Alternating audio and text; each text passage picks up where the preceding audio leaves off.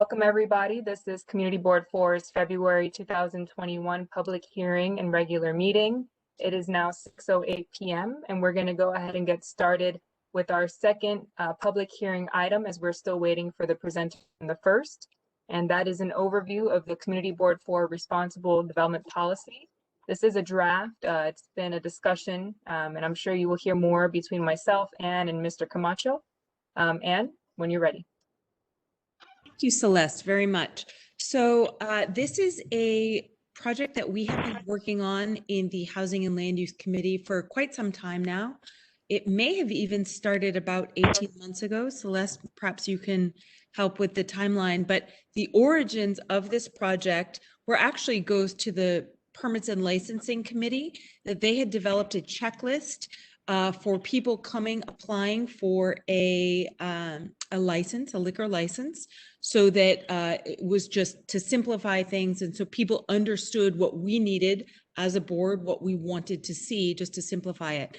And people started to think, well, wait a minute, that would make a lot of sense in the Housing and Land Use Committee in terms of when people are coming to apply for a ULURP or, land use change, they should know what our values are, what our requirements are, as much as possible. Celeste did a huge amount of the legwork in looking at other community boards for precedents to see what types of things they had put in theirs. And then Chris Matthews of ANHD, who had helped us on the Bushwick community plan process with a lot of technical support, helped draft it too.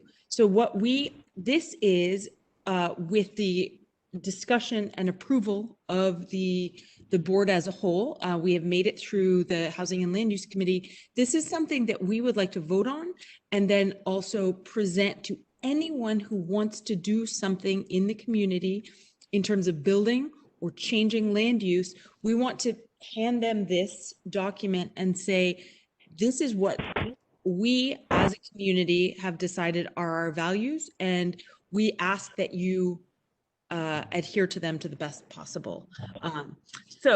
Let's see if we could just do an overview. I'm looking at it on the screen right here. So yeah, Celeste has got it at the beginning, so I can run through this. So as of right versus ULURP.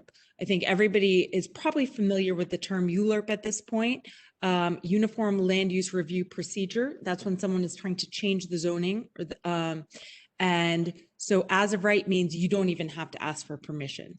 So developments, let's see, I'm sorry. Some of the highlights of this are that any proposed rezoning should comply with the recommended rezoning designations in the Bushwick Community Plan, which is something that a lot of us, we had discussed and voted on several years ago, and is really asking for the preservation of the mid-blocks and really respecting our manufacturing and other, like we can go into deeper detail on that. If a development is proposing rezoning the land from manufacturing to residential, it either has to create as much new industrial, because we are very much about preserving industrial uses and jobs here, or the affordable housing component must surpass the requirements from the city in the form of mandatory inclusionary housing in both units and depth of affordability. Height factor versus quality housing. We're asking for developments to fit into their neighbors, so not to be dramatically higher. Where zoning allows height factor developments, projects should voluntarily follow quality housing rules that conform to the existing streetscape and character of the neighborhood. Quality housing is a technical term from the Department of City Planning, but it is, just a quick refresher, is that it is trying to keep the heights roughly in line. I need to, I'm not a planner, so if people have questions, we should probably refer to a planner on the specifics of that. And let's see.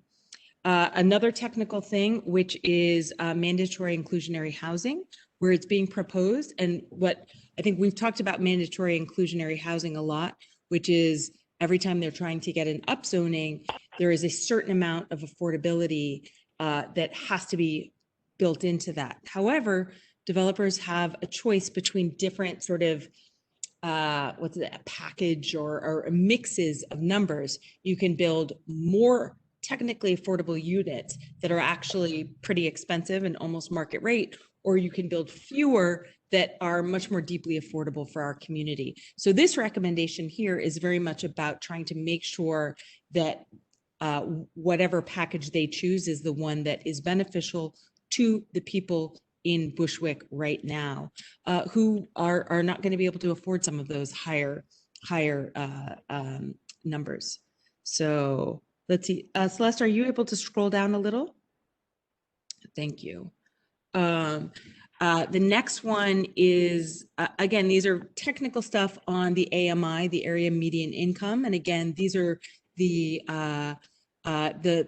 rent prices for the new units that are set based on, you know, these federal formulas. And so we are asking that they really gear those to the lower level so that we can have more local affordability. Unit composition is something that has come up all the time with the Housing and Land Use Committee, which is not just studios and one bedrooms, because we want to make sure that there are affordable units for families. So 2 and 3 bedrooms. So we're really pushing for more larger units.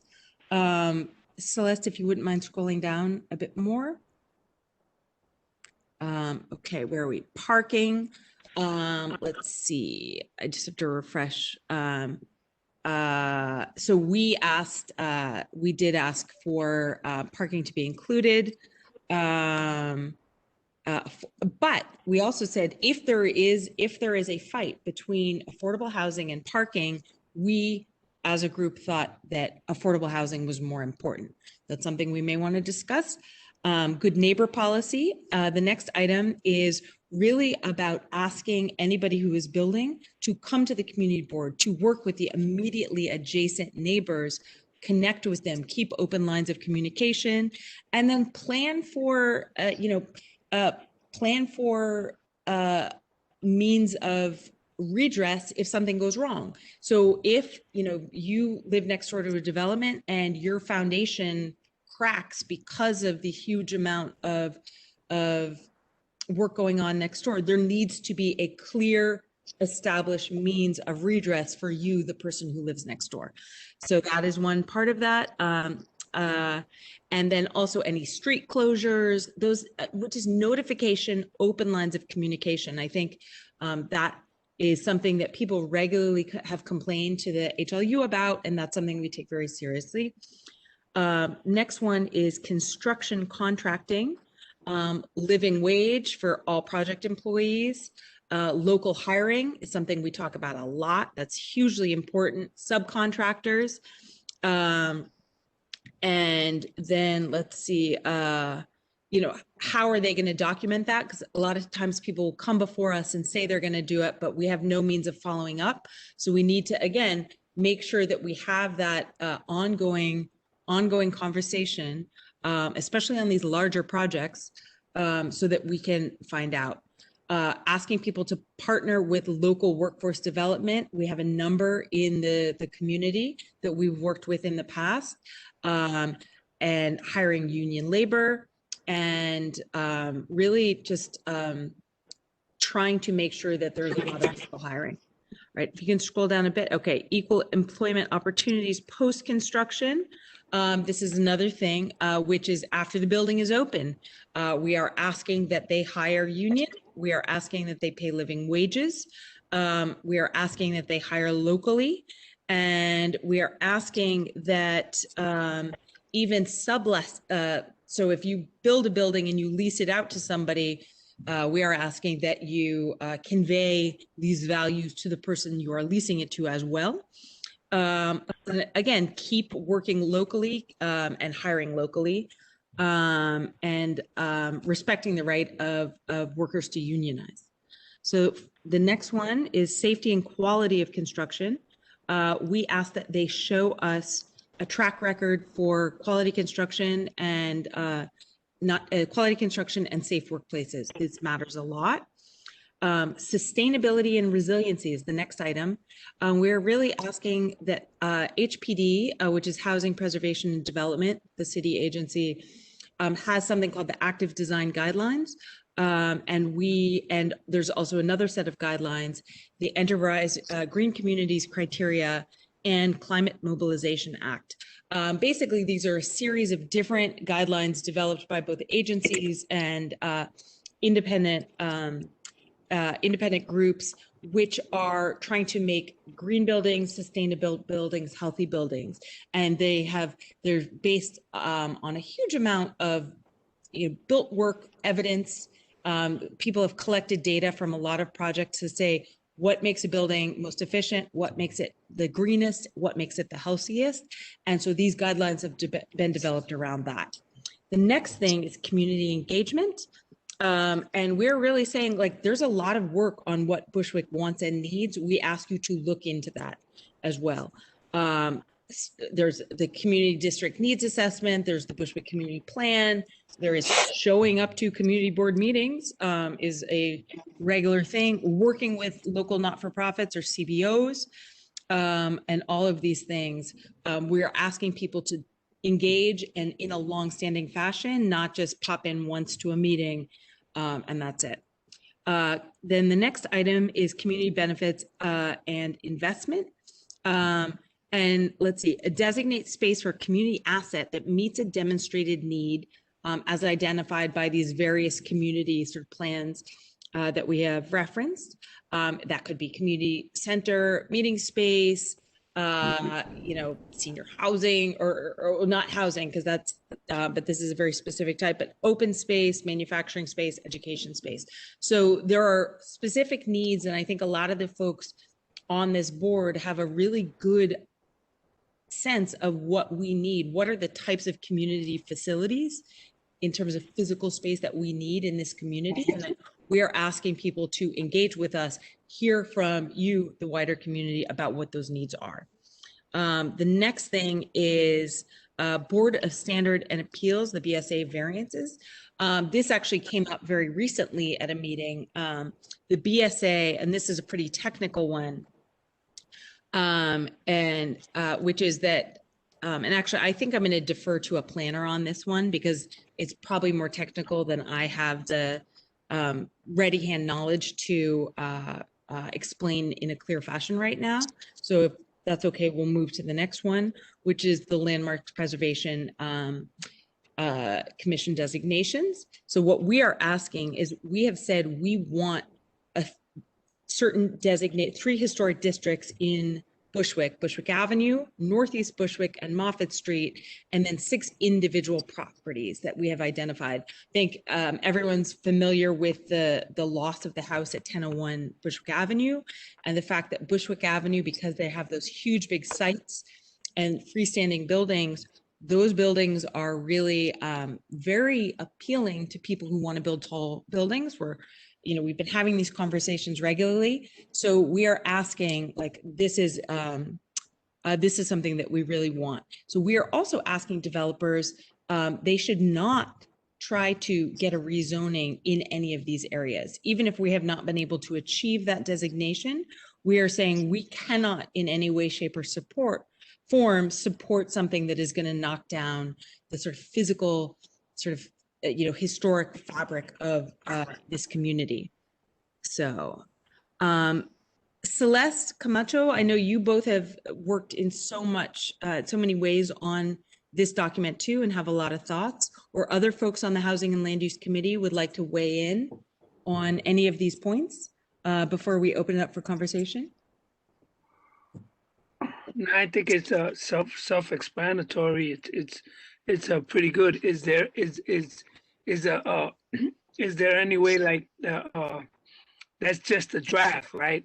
Is there any way, like, we can add things to take things, but is there a time frame where we would eventually do the full scope, give the copies, people can double and check it, and then we can vote on it if possible, or how is it that or you want to move forward with this? I think that's a really good question. Celeste, if you would like to weigh in on that. I think there's a lot in here. People may have questions. I think it would be good to share, let people read it over. I would always certainly be available, I'm sure, on the technical stuff. Chris from ANHD could answer any technical questions. Celeste has worked really hard on this too. So I think we can make, as a collective, people who are able and willing to answer questions on it to anyone on the board or the community who has questions we could look at. I would certainly prefer to, my gut is to let everyone in the community have some time to work through it. Because it is a lot. It's a lot to take in just a short few minute presentation.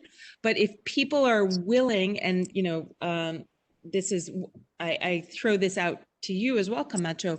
If people are willing to look over it for the next couple of weeks, reach out with any questions they have, and then maybe we could vote on it the next meeting. Does that make sense to people?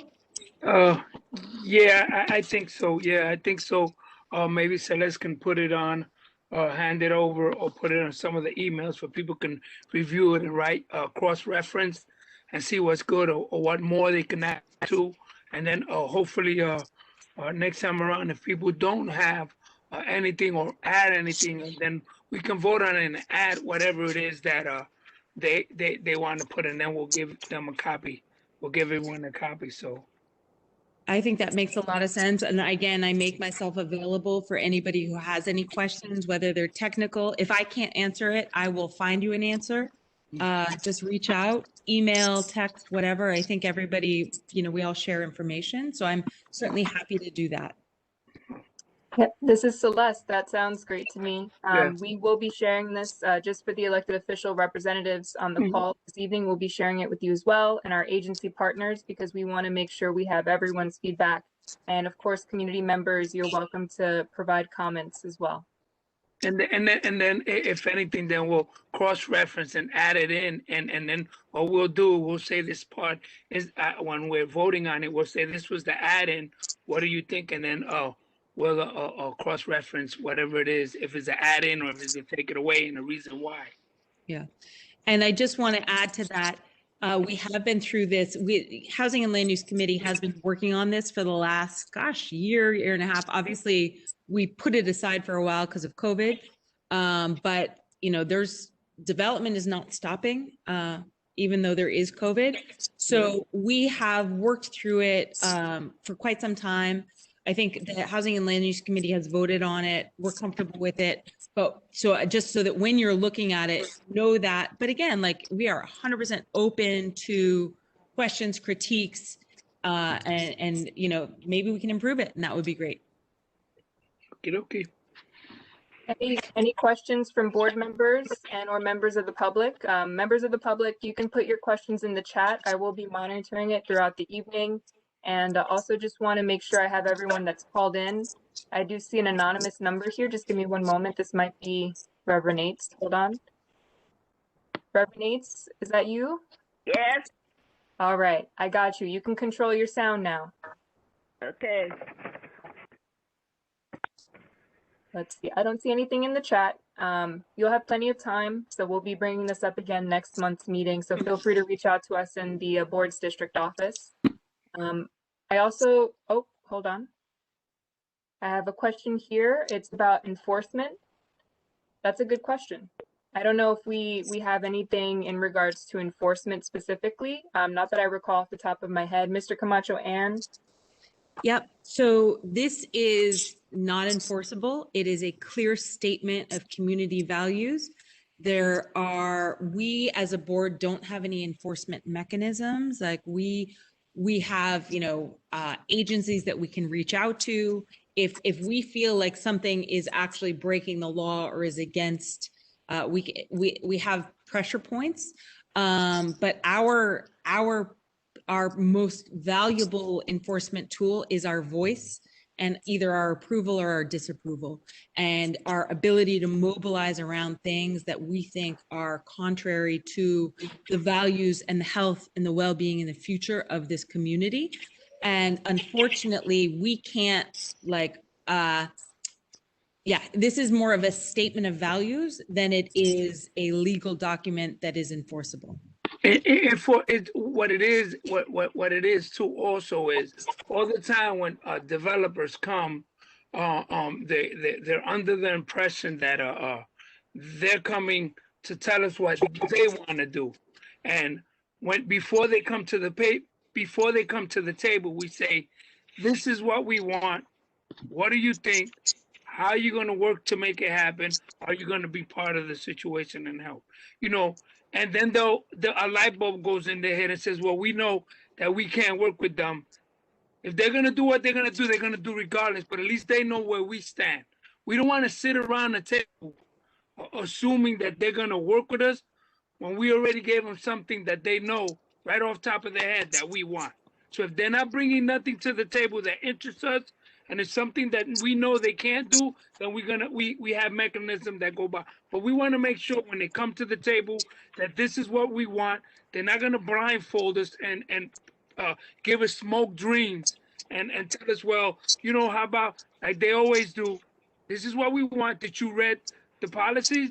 Did you see what do you intend to do? What do you want to do to work with us? Because when they come to you, they come for you for something.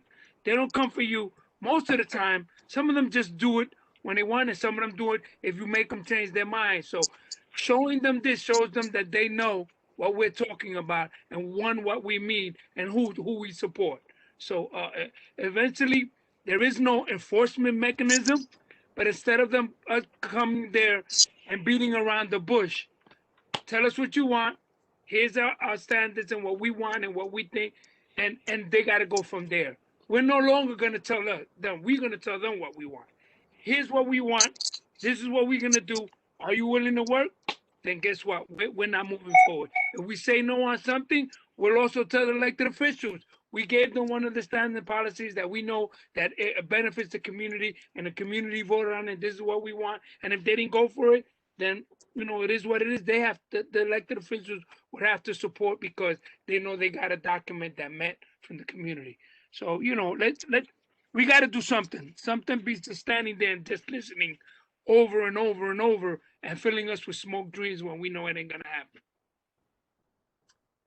Thank you, Mr. Camacho. And just to chime in on some of the messages from the chat. So there is another part to this that was suggested by the committee in the past. So both a preamble, right, to really get to that statement of purpose that Anne eloquently summarized, and then also a checklist for developers, right? So that way, when they're going through their project proposal, it's a little bit easier for them to check off everything that they're doing as it relates to this proposal. Just another tool, right, to make it easier for them to go through the board's, recommendations. And I also have a question here. One moment, let me just scroll back. Thank you everyone for these comments, these are great. Do the values on the agenda displayed reflect the people's views? How can the people of Bushwick speak up about their concerns, views, and thoughts? So we referenced this a little bit. I don't know, Anne, Mr. Camacho, if you just want to emphasize again. I think this was born out of many years of Housing and Land Use Committee meetings that have, are always open to the public. It is born out of the work that went into the community, Bushwick community plan. And again, a lot of the conversations and, sometimes arguments that went into that. The community district needs assessment that the community board does every year. So what we try to do is synthesize, pull together, and distill conversations from really, the last 10 years in different aspects and say, what are we seeing that is good? What are we seeing that is bad? What do we see as really trouble points that keep coming up and up and up again? What are the things that we keep hearing people come to these meetings and say, this is what we need, this is not, this is what we don't need, we don't want to see. So what this is, it was not made in a vacuum. It was made in context of, I would really say it's, back back when the CB office was right on Wyckoff, and Nadine was the district manager, and Ms. Brown was running it. Like, this conversation started probably 7, 8, 9 years ago about how can we as a community shape our future, and development is obviously one aspect of that. And so it is a distillation. The Housing and Land Use Committee worked on it for about 18 months. Like I said, on and off, but this is also, we want wider input as well. Just to say, it wasn't made by 3 people in a room. It was a long process with many, many people contributing in a lot of different ways, and drawing input from many different sources. And someone, Francis, I think, does these views on the agenda displays reflects the people's view. Yes, it does. So many years, it has affect our views and affect a lot of things that we have done, because sometimes they don't even come through us. They only come to us when they know they're going to get more market rate housing and not affordable housing for the people that are living in this community. And it says, how can people of Bushwick speak up about their concerns, views, and thoughts? And you can call the community board office, speak with Celeste. If there's some issues or concerns that you may have, and let's see if we can get together to make sure that your views and your concerns are also on this. If this is what you're talking about for a change, to make sure that we're all in the same page. It's not my view. It's not Ann's view. It's the community's view. It's been done through a lot of sweat and tears and working hard and sitting down with these now, especially every day. Our community is being pushed and pushed, and these scrupulous developers are doing tricks and finagles. And every way you try to think that you fix one, they do another finagle thing. So we have to be upfront and let them know that this is what we want, and not we come to the table and make sure that they know what we're looking for. Because you'll be surprised if you come to the house, it's open to everybody. Anybody that's on here, all our committees are open to anyone that wants to participate. We don't stop anyone from not coming. If you want to call the office, Celeste will give you the committee. Please, anyone's concerns, issues, whatever it is, whatever it may be. It might be good for you, might not be good for some people, but if we can make it where it benefits everyone, then that's what we're here for. We represent Bushwick, and we want y'all, and we need, without you, we don't need the office, and we don't need them, and we don't need the people that are here. We don't get paid. So we want to make sure that we serve our community and make sure that we stay here. So if we do, the people that are here grow, and make sure our youth and our kids continue to fight the fight and believe what we believe. Because we got to listen to them too, because everything is changing. The world is changing. So, let's see. We'd rather do something than nothing. And I want to, I'm wondering, maybe Celeste, for members of the community who might not be on the community board, who are interested in taking a look at this, what's the best way of sharing this draft document and getting just feedback? They could call the office, and we can make them a copy or mail them a copy, or we'll give us an email and we'll email it to you. Whatever you guys want. There's no excuse. The community board's number 718. We'll put it in the chat, 628-8400. And if you need anything, please, whatever it is, put your email in there. We'll send it to you, and then we can get feedback together. And there are, I will say, there's some really technical things in there that are very specific to land use changes. If you have questions about it, we can figure that out, and we can get you answers to those questions. Yes, and someone put in the chat, can the copy be emailed or web? Yes, it can. Whatever you want, just send us the email and we'll give it to you. And and if you have ideas or something and it benefits, then bring it to us. The more, the merrier. And we can't guarantee that your idea will make it into the final document. I mean, it's a discussion and a lot of people, but it's ultimately, we welcome input, thoughts, ideas, questions. Correct. Because it has to be voted in by the peers. Exactly. So and we that'll don't, ultimately be the board. Yeah, we don't want to say anything and then it can. It says, hello, I would like a copy of the agenda, my email number. Okay, Celeste, you got it? Yep, I'm monitoring it. Thank you for your help with it, Mr. Camacho. But I see everyone's comments. She But must yes, have said thank you.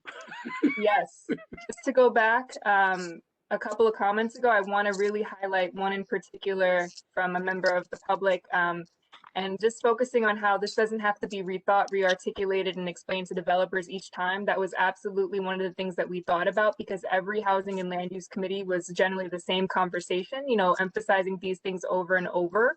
But there wasn't one place where we could point them. And I think that this is really that tool. So in the future, not only will the board members, but members of the community can say, have you read the responsible development policy, and know really where we stand. So thank you for noticing that. And again, to Ann and Mr. Camacho for responding to these questions this evening.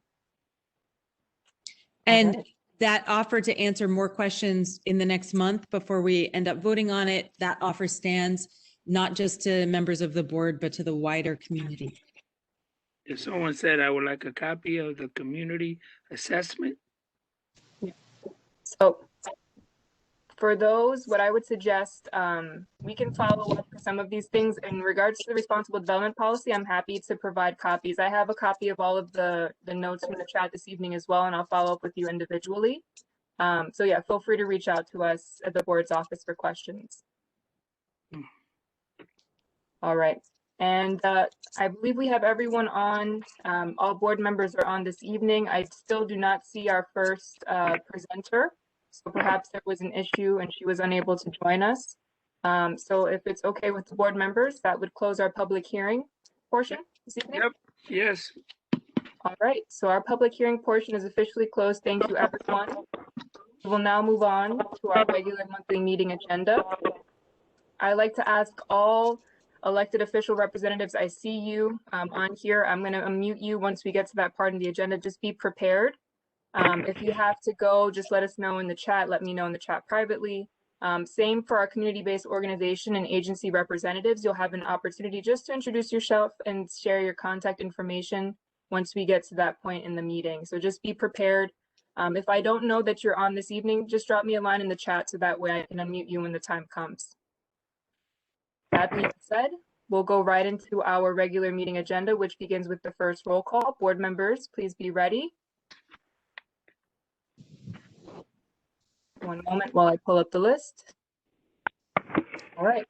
Reverend Grace Ates. Present. Joanna Bennett. Present. Joshua Brown. Present. Raul Brown. Present. Robert Camacho. Presente. Gardier Caphart.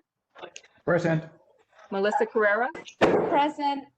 Felix Ceballos. Present. Louisa Chan. Present. Andrew Choi. Present. Daniela Davi. Present. Alvina Davis. Present. Victoria Fernandez is excused. James Fitzgerald. Present. Freddie Fowler. Present. Igati Gomez. Present. Ann Guiney. Present. Reverend Migdalia Gutierrez. Jose Guzman is excused. Tanisha Honeygam. Barbara Jackson. Present. Got you, Barbara. Kristen Jock. Present. Cheryl Jones. Present. Virgie Jones. Present. Luisa Jose. Mary McClellan. Desmond Monroe. Present. Sammy Namir Olivares. Present. Thank you. Got you. Zuma Novoa. Asire Polite. Gladys Bulia. Got you. Raul Rubio is excused. Eliseo Ruiz. Julio Salinas. Bernardine Shell. Barbara Smith. Present. Got you, Barbara. And excuse me, Bernardina did request to be excused this evening. She's excused from the meeting.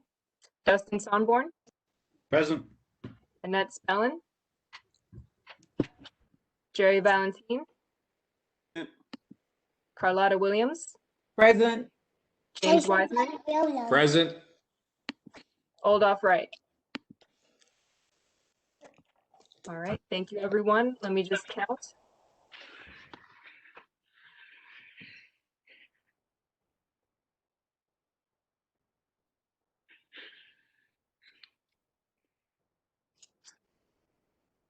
Jamie Wiseman, I see all your beautiful kids.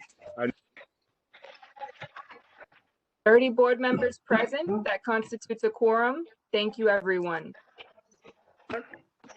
Moving on with our agenda, we have acceptance of the agenda. Is there a motion from the board?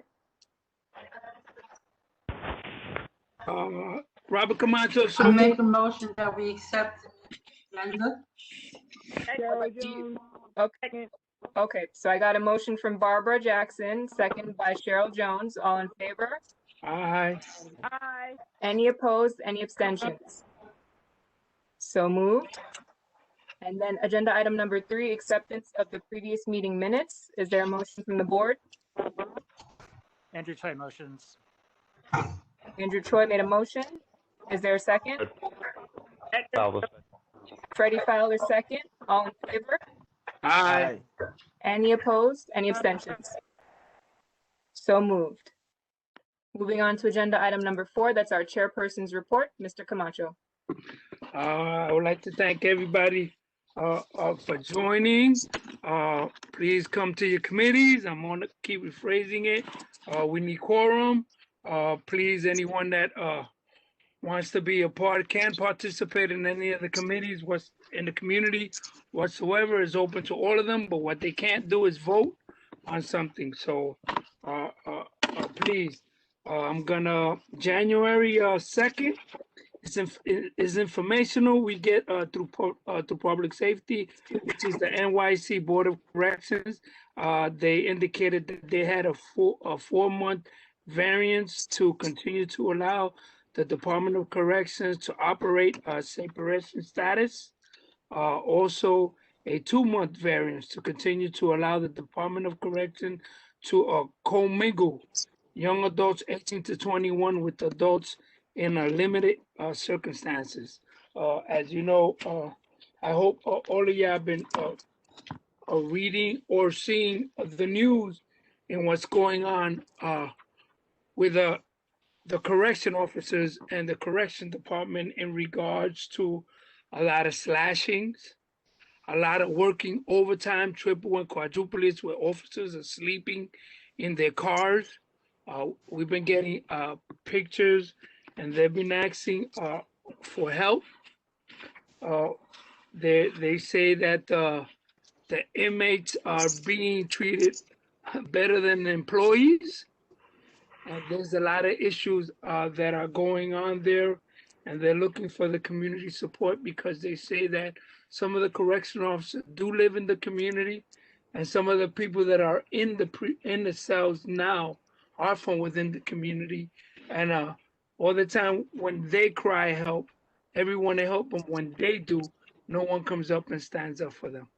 Some of them are single parents. Some of them officers are single parents with kids, and they're sleeping in their cars because they're doing triple and quadruple shifts. And we heard someone sent a letter to the mayor's office, and the mayor said that they shouldn't be doing that. But you know, if there's no employees there, I heard the union saying that they're going to stop the members from going to work. So maybe the National Guard will have to go in there and start working. So there's a big issue. So we got to make sure that we support our officers, and we support if someone needs help in those situations, to help the people that are incarcerated too, and make sure that the officers do their job and the correctional do their time in regards to whatever status or whatever incident they're there for. January 21st, Thursday at 4 p.m. Bushwick Historical Preservation Work Group. As you know, we need to work together because they're knocking all our historical homes, and the historical homes and the brownstones are Black and Latinos. So we really need to do something about that. We need to pressure the mayor to do that Bushwick community plan. We need to do something, guys. Something's got to be done because a lot of people are getting hurt. Our seniors, they can't afford to pay. Watch when that moratorium ends. We're gonna have like 500 or 600 homes, and you know who's gonna be applying for them, right? And buying them by the dozens. Scoopers developers. So with the 2 and 3 family homes. So we got to make sure that we help our seniors and our people in our community stay in their homes. Thursday, the 21st at 6 p.m., the CEC meeting, which is the Education Council. On Tuesday, the 26th at 7 p.m., Brooklyn North Community Partners with Inspector Moscow. On Thursday, the 28th at 6 o'clock, the District Office Committee. On Tuesday, February 2nd at 4 p.m., the Brooklyn Borough Board meeting. I'm familiar that you guys know that they're trying to put, or the mayor already started with the commissioner in choosing when the commanding officers come to the precinct, that the councils have 5 picks, and out of the 5 picks, they can pick, if there's an opening spot, the commanding officer. We sent in June a letter, the borough boards, all the boards from Brooklyn, to the mayor and the commission, indicating that the community boards, the councils, and the clergies, and also some of the elected officials should be on that panel to choose. And we were just indicating and wanted to find out why were we excluded, and only the council choose to be on that panel to pick the commanding officers on each precinct. And as of now, I haven't received any notice and reason why. So hopefully next month I can bring you all info and find out why is it that the community boards don't have a stake in that too. Also on Wednesday the 3rd at 5 p.m. I was on the PSA police PSA 3 community council. There has been a lot. They was talking about a lot of shooting in the housing development, but we don't have any housing development, but we are close to housing development. So we should be more. We have Bushwick houses on the other side. Hope Garden is a rad conversion. And past on Broadway, we have a Saratoga, which right across the street from us on Broadway. And Broadway and what's that? Furman. So, Wednesday, the 3rd at 6 p.m. executive board meeting, 13 participants. That Thursday, February 4th, 1 Shape of Bushwick. Thursday, the 4th at 5 p.m. Sanitation work group. Before we talk about the sanitation work group, go on to the next one. I was a little shocked that since January 30th, the garbage hasn't picked up along Bushwick. Someone was in Manhattan and saw all the garbage picked up and called me and says, Manhattan, all the garbage is picked up, but in Bushwick, all this garbage is all over the place. So Sunday, I see some kids playing in the snow. We took the garbage out, we put it on top of the snow, and the kids are playing, and all the rats are coming out the garbage. So I called 311 to find out what's going on. 311 said they're not taking complaints. That was Sunday for sanitation. And I said, why? They said, because they're working on snow. I said, it's not snowing. Ain't nobody throwing salt. The snow is gone from. Aren't they picking up the garbage? We didn't get recycle picked up for 17 days. We didn't get an hour after I said that, sanitation came and started picking up the recycle. Then that day they came and picked up the garbage. So we got to make sure that we'll call if anyone thinks that there's some call the community board office. Let us know so we can find out what's going on with them not picking up the garbage. If it is the snow, let's find out if it's the snow. If it's not the snow, because I was told by someone in sanitation that they have stopped the snow removal, came back and picked up recycle. He says, "Oh, let's not pick the recycle," and went back.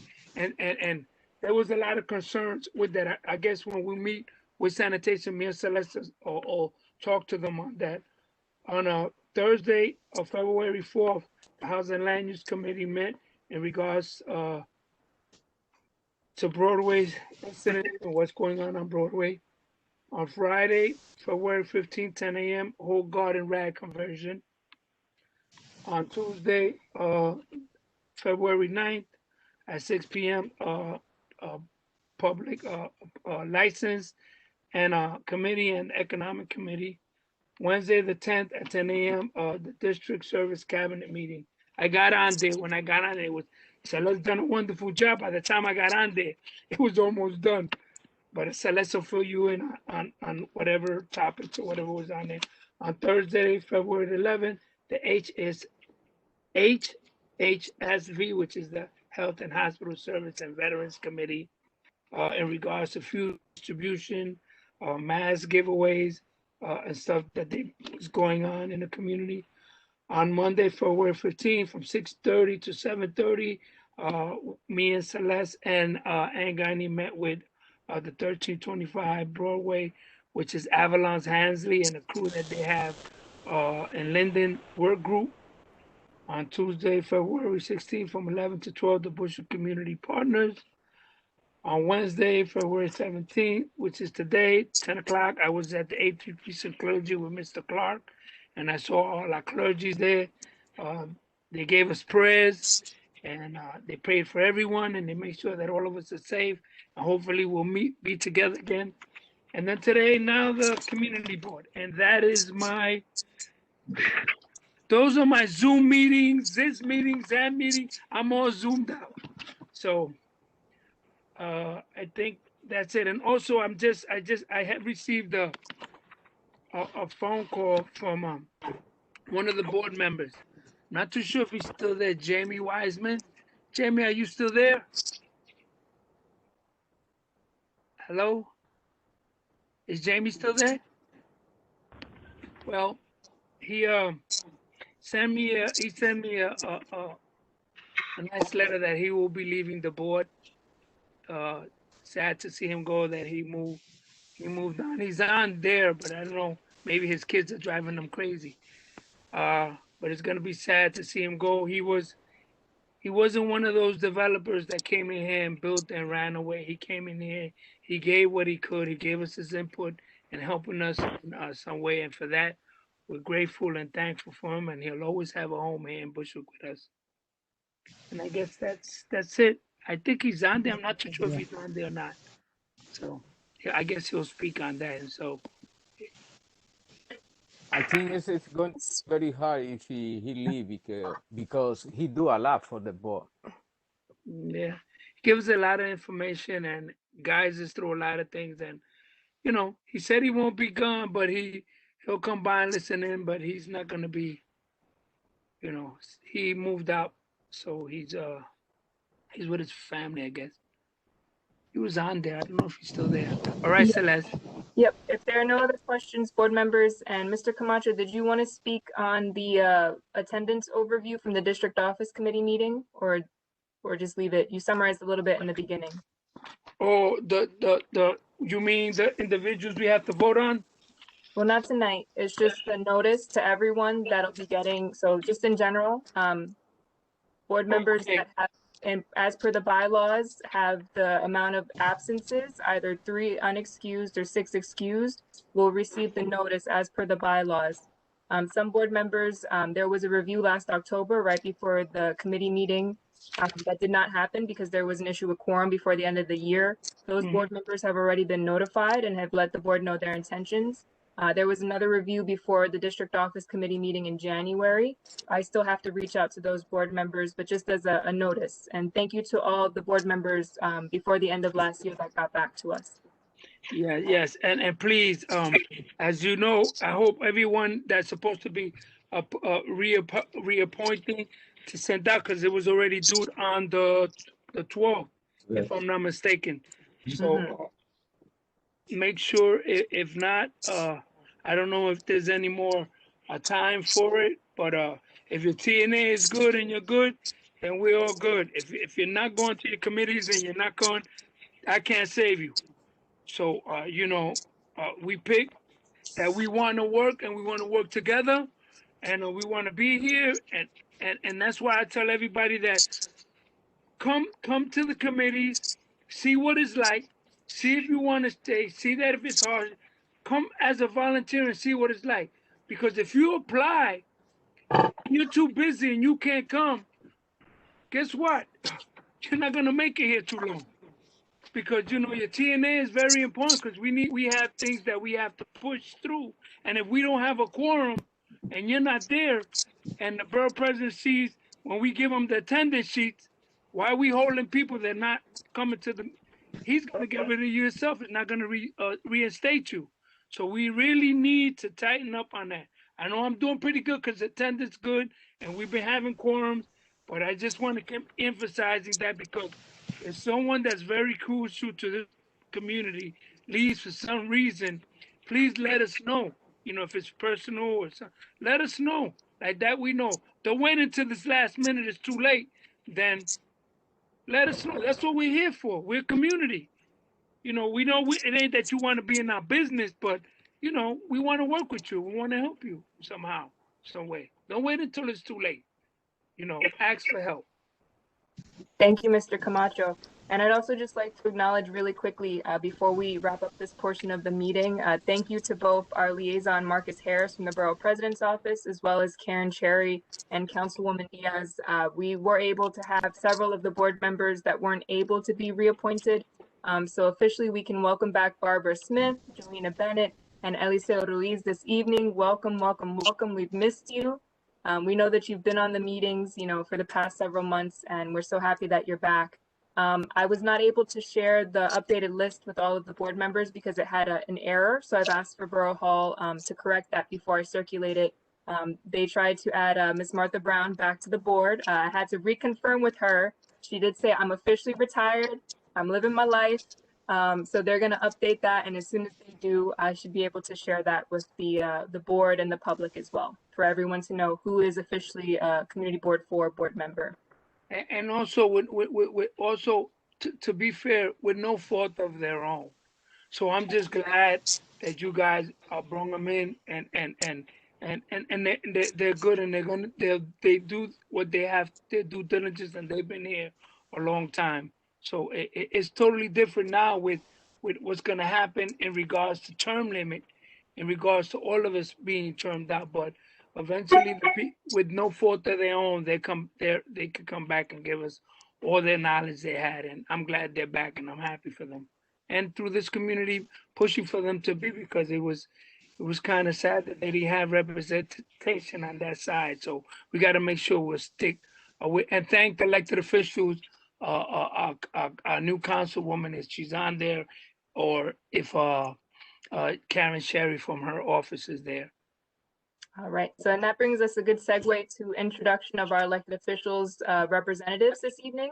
So I'm going to just be ready. I'll say your name and I'm going to mute all of you at once, so you'll control your sound. And then we'll circle back up the list so you know which order you're going in. So the stack this evening, I have Andres Aguirre from the Assemblywoman's office. I'm going to mute you now. I'm unmuting. Hold on one moment. Let me just go through this list. Jonathan Pomboza, unmuting you. Julio Salazar, unmuting you. Karen Cherry, unmuting. Marcus Harris, unmuting. One moment. And Ramon Pebenito, unmuting. And Taika, unmuting. Yes, it was actually for Dan Wiley, specifically in regards to when the barge sank. Was there any... Yeah. So some folks have to attend multiple meetings, so we understand. You can control your sound. Just let me know when you're ready. But starting from the top of the list, Andres, whenever you're ready, go ahead. Introduction, name, and contact info, please.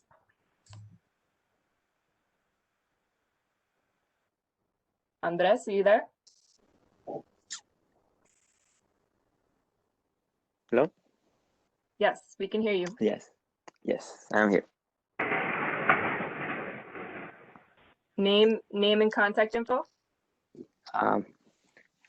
Second, I'm having trouble with, okay, right here. Hi, good evening, everybody. My name is Andres from Assemblywoman Marisa Davila's office. Contact number 718-443-1205. Thank you. All right, next I have, let me see, Jonathan Pomboza. Hi, good evening, Celeste. Good evening, everyone. I've been greetings from District Attorney Eric Gonzalez. My name is Jonathan Pomboza. My phone number is 718-250-2817, and we're located at 350 J Street. Thanks. Thank you. Julio? Good evening, everyone. Julio Salazar from Congresswoman Nydia Velasquez's office. Phone number is 718-664-5149. Thank you. Thank you. Karen?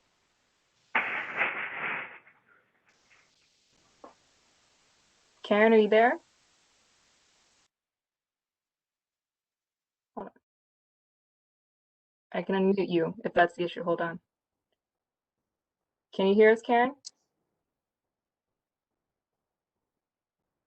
All right. We can come back just in case. If I missed you, Karen, just let me know in the chat. Marcus, you're next. Hi, everyone. It's Marcus Harris, Special Assistant to Brooklyn Borough President Eric Adams. Our main number is 718-802-3700.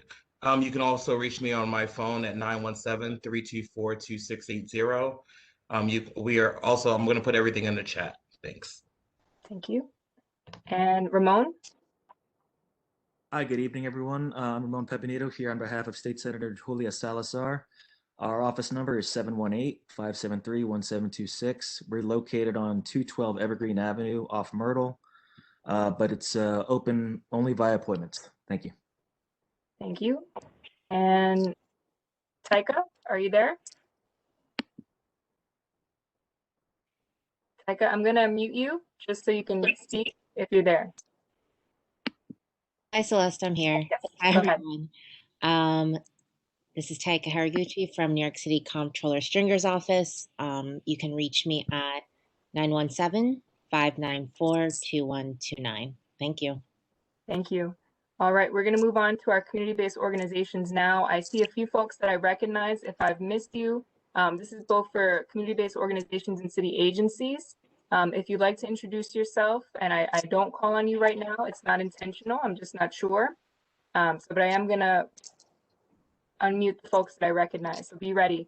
I have Karina Lozada, I'm pretty sure from Corp. Karina, if you're there. Give me 1 second, Mom. Yes, I'm here. Go for it. I'm sorry, my internet went out. What is the? Just name and contact info for folks to reach you. Perfect. Karina Lozada. My work number is 646-974-8773.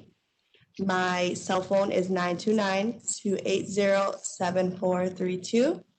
And my email is clozada, L-O-Z as in zebra, A-D as in David, A, at Communities Resist. I'm going to drop it in the chat. Thank you so much. All right, and I have Damaris from the Department of Buildings. Damaris, I'm going to mute you now. Hello, everyone. Good evening. My name is Damaris Valera. I'm with the Community Engagement Programming with the Department of Buildings. My contact info, my best way to reach me is via email. dfalero, F-A-L-E-R-O, @buildings.nyc.gov. I'm also going to put it in the chat. Thank you. Thank you. All right, scrolling down. I have, hold on, I believe Karen. I see you now. I'm going to mute you, Karen, if you're there. I know. Can you hear us? Yes, I can hear you. Go ahead. Good evening, everyone. Karen Cherry, Chief of Staff of Councilwoman Dharma Diaz, Office 1945 Broadway.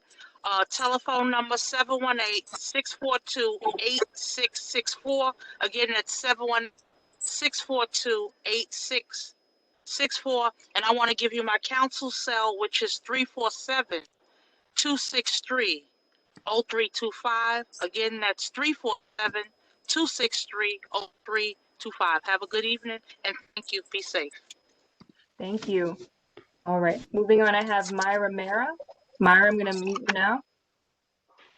Hi, good afternoon, everyone. Oh, good evening, everyone. I'm Myra from North Coalition Against Family Violence, and you can reach me at my work cell at 314-635-0272 or main office at 929-312-4313. And folks can also reach me an email at mmer@northbrooklyncoalition.org, and I'll put all my information in the chat. Thank you. Thank you. I also have Modesto Jimenez. Modesto, I'm muting you now. If you're there, you provide name and contact info. All right, we'll come back. There will be another opportunity, folks, just in case we don't get you now. We do have announcements a little bit later in the meeting. And I also want to acknowledge Anton Nimblett. Hi, everyone. My name is Anton Nimblett. I'm with Volunteers of America Bushwick Family Residence. We're at 1675 Broadway. And you can reach me by phone at 718-574-2701. I'll drop my email in the chat. Thanks. Thank you. All right, thank you, everyone. And that brings us now to the next item on the agenda, which is the report from the 83rd Precinct. This evening, we have with us our Captain, Abraham Sanabria. Captain, I'm going to try to make you a panelist just so folks can see you if you'd like to share your video, and we can go from there. All right. You should be able to control your sound and your video now.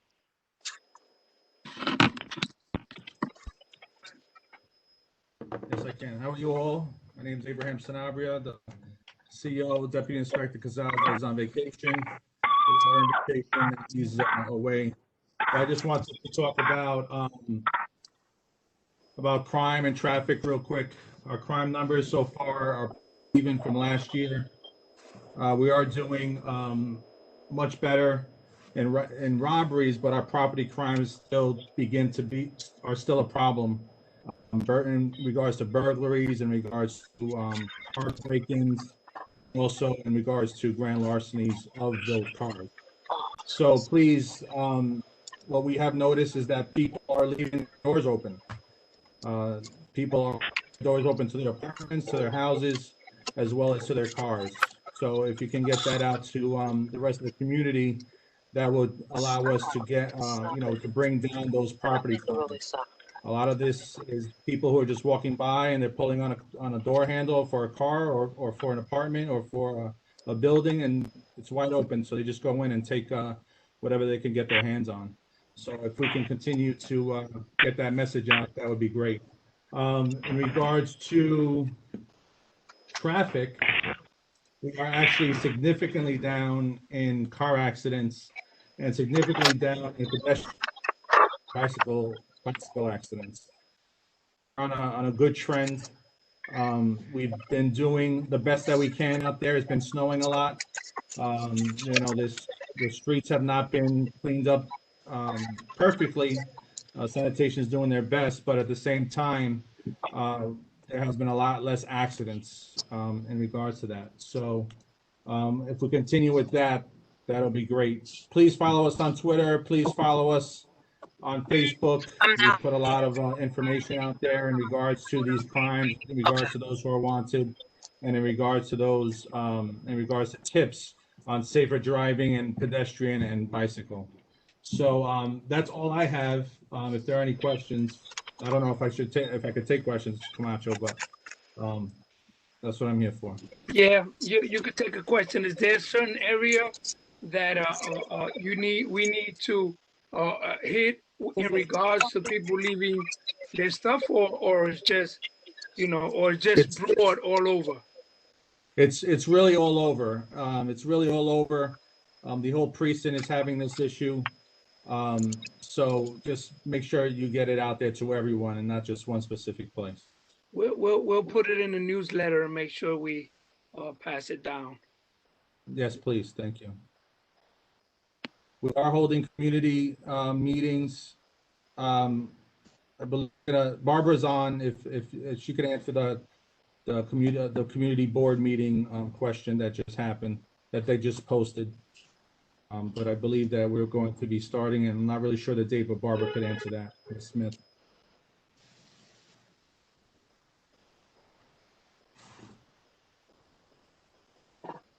Barbara, did you want to answer that now? Yeah, you're gonna start again next month on the third Tuesday, same time, and we'll put out the information at least day for that time. Hopefully we can get it on Zoom. Okay. Any other questions, comments? I got one. Go for it. Right there, Wyckoff, I don't know if it's that Madison, right there in the with the stop sign that they have on the food bazaar to cross over to the other street. That stop sign is look like nobody respect that stop sign because they don't. I almost got hit today because I wanted to cross over to the food bazaar side. And I was on the other side, and there's a stop sign. Nobody stops. They just keep going and turn. There's any way somebody could be there and do something about it, or put something a light or something so they could respect it. Yeah. Where is that again? Wyckoff and Madison, you said? Yeah, and when you cross over from let's say it's in the corner where the auto Really? store and on the food bazaar, and then there's a nice building there that they built. I think it's Madison. I think it's Madison. Okay, we'll send someone over there and make sure that the stop sign is visible. Make sure that and we'll also, if enforcement is needed, we'll make sure that we have enforcement there as well. Thank you. You're welcome. All right. And before you go, Captain, I have, I believe, a few board members. And just for folks, a reminder, if you're not speaking, please try to mute yourself. I'm trying to control background noise just so we can hear clearly. I have a few board members that I'd like to make sure are on this evening. I believe this is Ms. McClellan. I have a 908-962 number. Is that you, Ms. McClellan? Yes, I'm on. Okay, I have you. You can control your sound now. I also have a 718-809 number. That's me, Ruiz. Oh, Eliseo. Got you, Eliseo. Welcome. And then I also had to mute, I believe this is Reverend Eights, just because there was some background noise. Reverend Eights, we got you. Okay, you're there. Yes. And then I also have 718-453. Yeah, that's Fred Fowler. Got you, Mr. Fowler. There was some background noise earlier. Okay, just want to make sure in case any of you had questions that you had an opportunity to speak. If you do not, we can always move on. Board members? Okay. Thank you, Captain, for joining us this evening. Stay safe, and we will move on to the next item in the agenda, Bye-bye. which is the district manager's report. That is my report. Just give me one moment and I'll pull it up.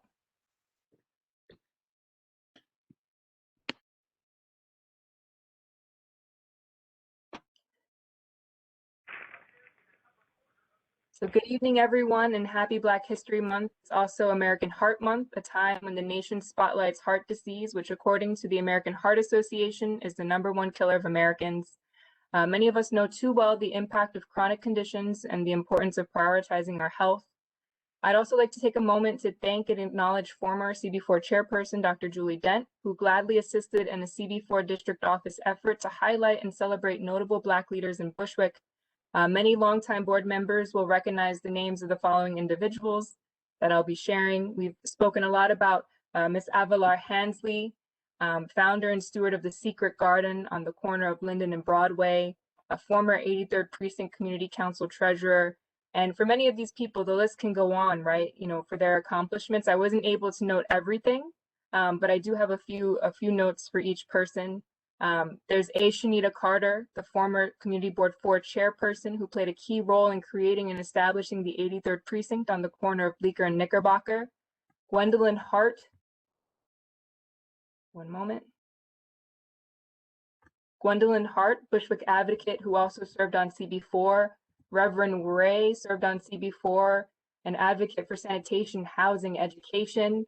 Elaine King, the mother of Dr. Dent, served on the community board, advocate for affordable housing, worked with the former Community Board 4 chairperson James Carroll, elected officials, Community Board 4 members, and many concerned residents to develop affordable housing in Bushwick. James Carroll, the Community Board 4 chairperson for many years, worked with local stakeholders to bring public housing to Bushwick, now known as Hope Gardens, among other projects and endeavors. John Coker served on CB4 and was called the mayor of Bushwick. He organized block associations and block watch parties in local parks. He worked with local daycares in the 83rd Precinct. Others include Evelyn Sumter, Alice Branch, Margaret Betterson, and just another note, and another achievement really of the community, due to overcrowding of schools in District 32 in the past, school board members, Elaine King, CB4 members, parents, elected officials galvanized and worked for many years to create and establish IS 291.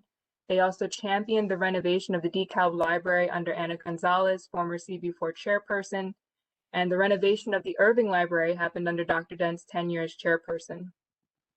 And the Community Board 4 office will continue this project of compiling information about Bushwick's leaders and cherish the opportunity to share Bushwick history with the new generation. So I really just wanted to take some time to highlight these names. I don't know if any other board members feel compelled to comment or to share any insights. You don't have to, but I just wanted to remind everyone, right? There are leaders who came before us who cared very much about Bushwick and who basically got us to where we are today. So I don't know, Mr. Camacho, if you wanted to say anything.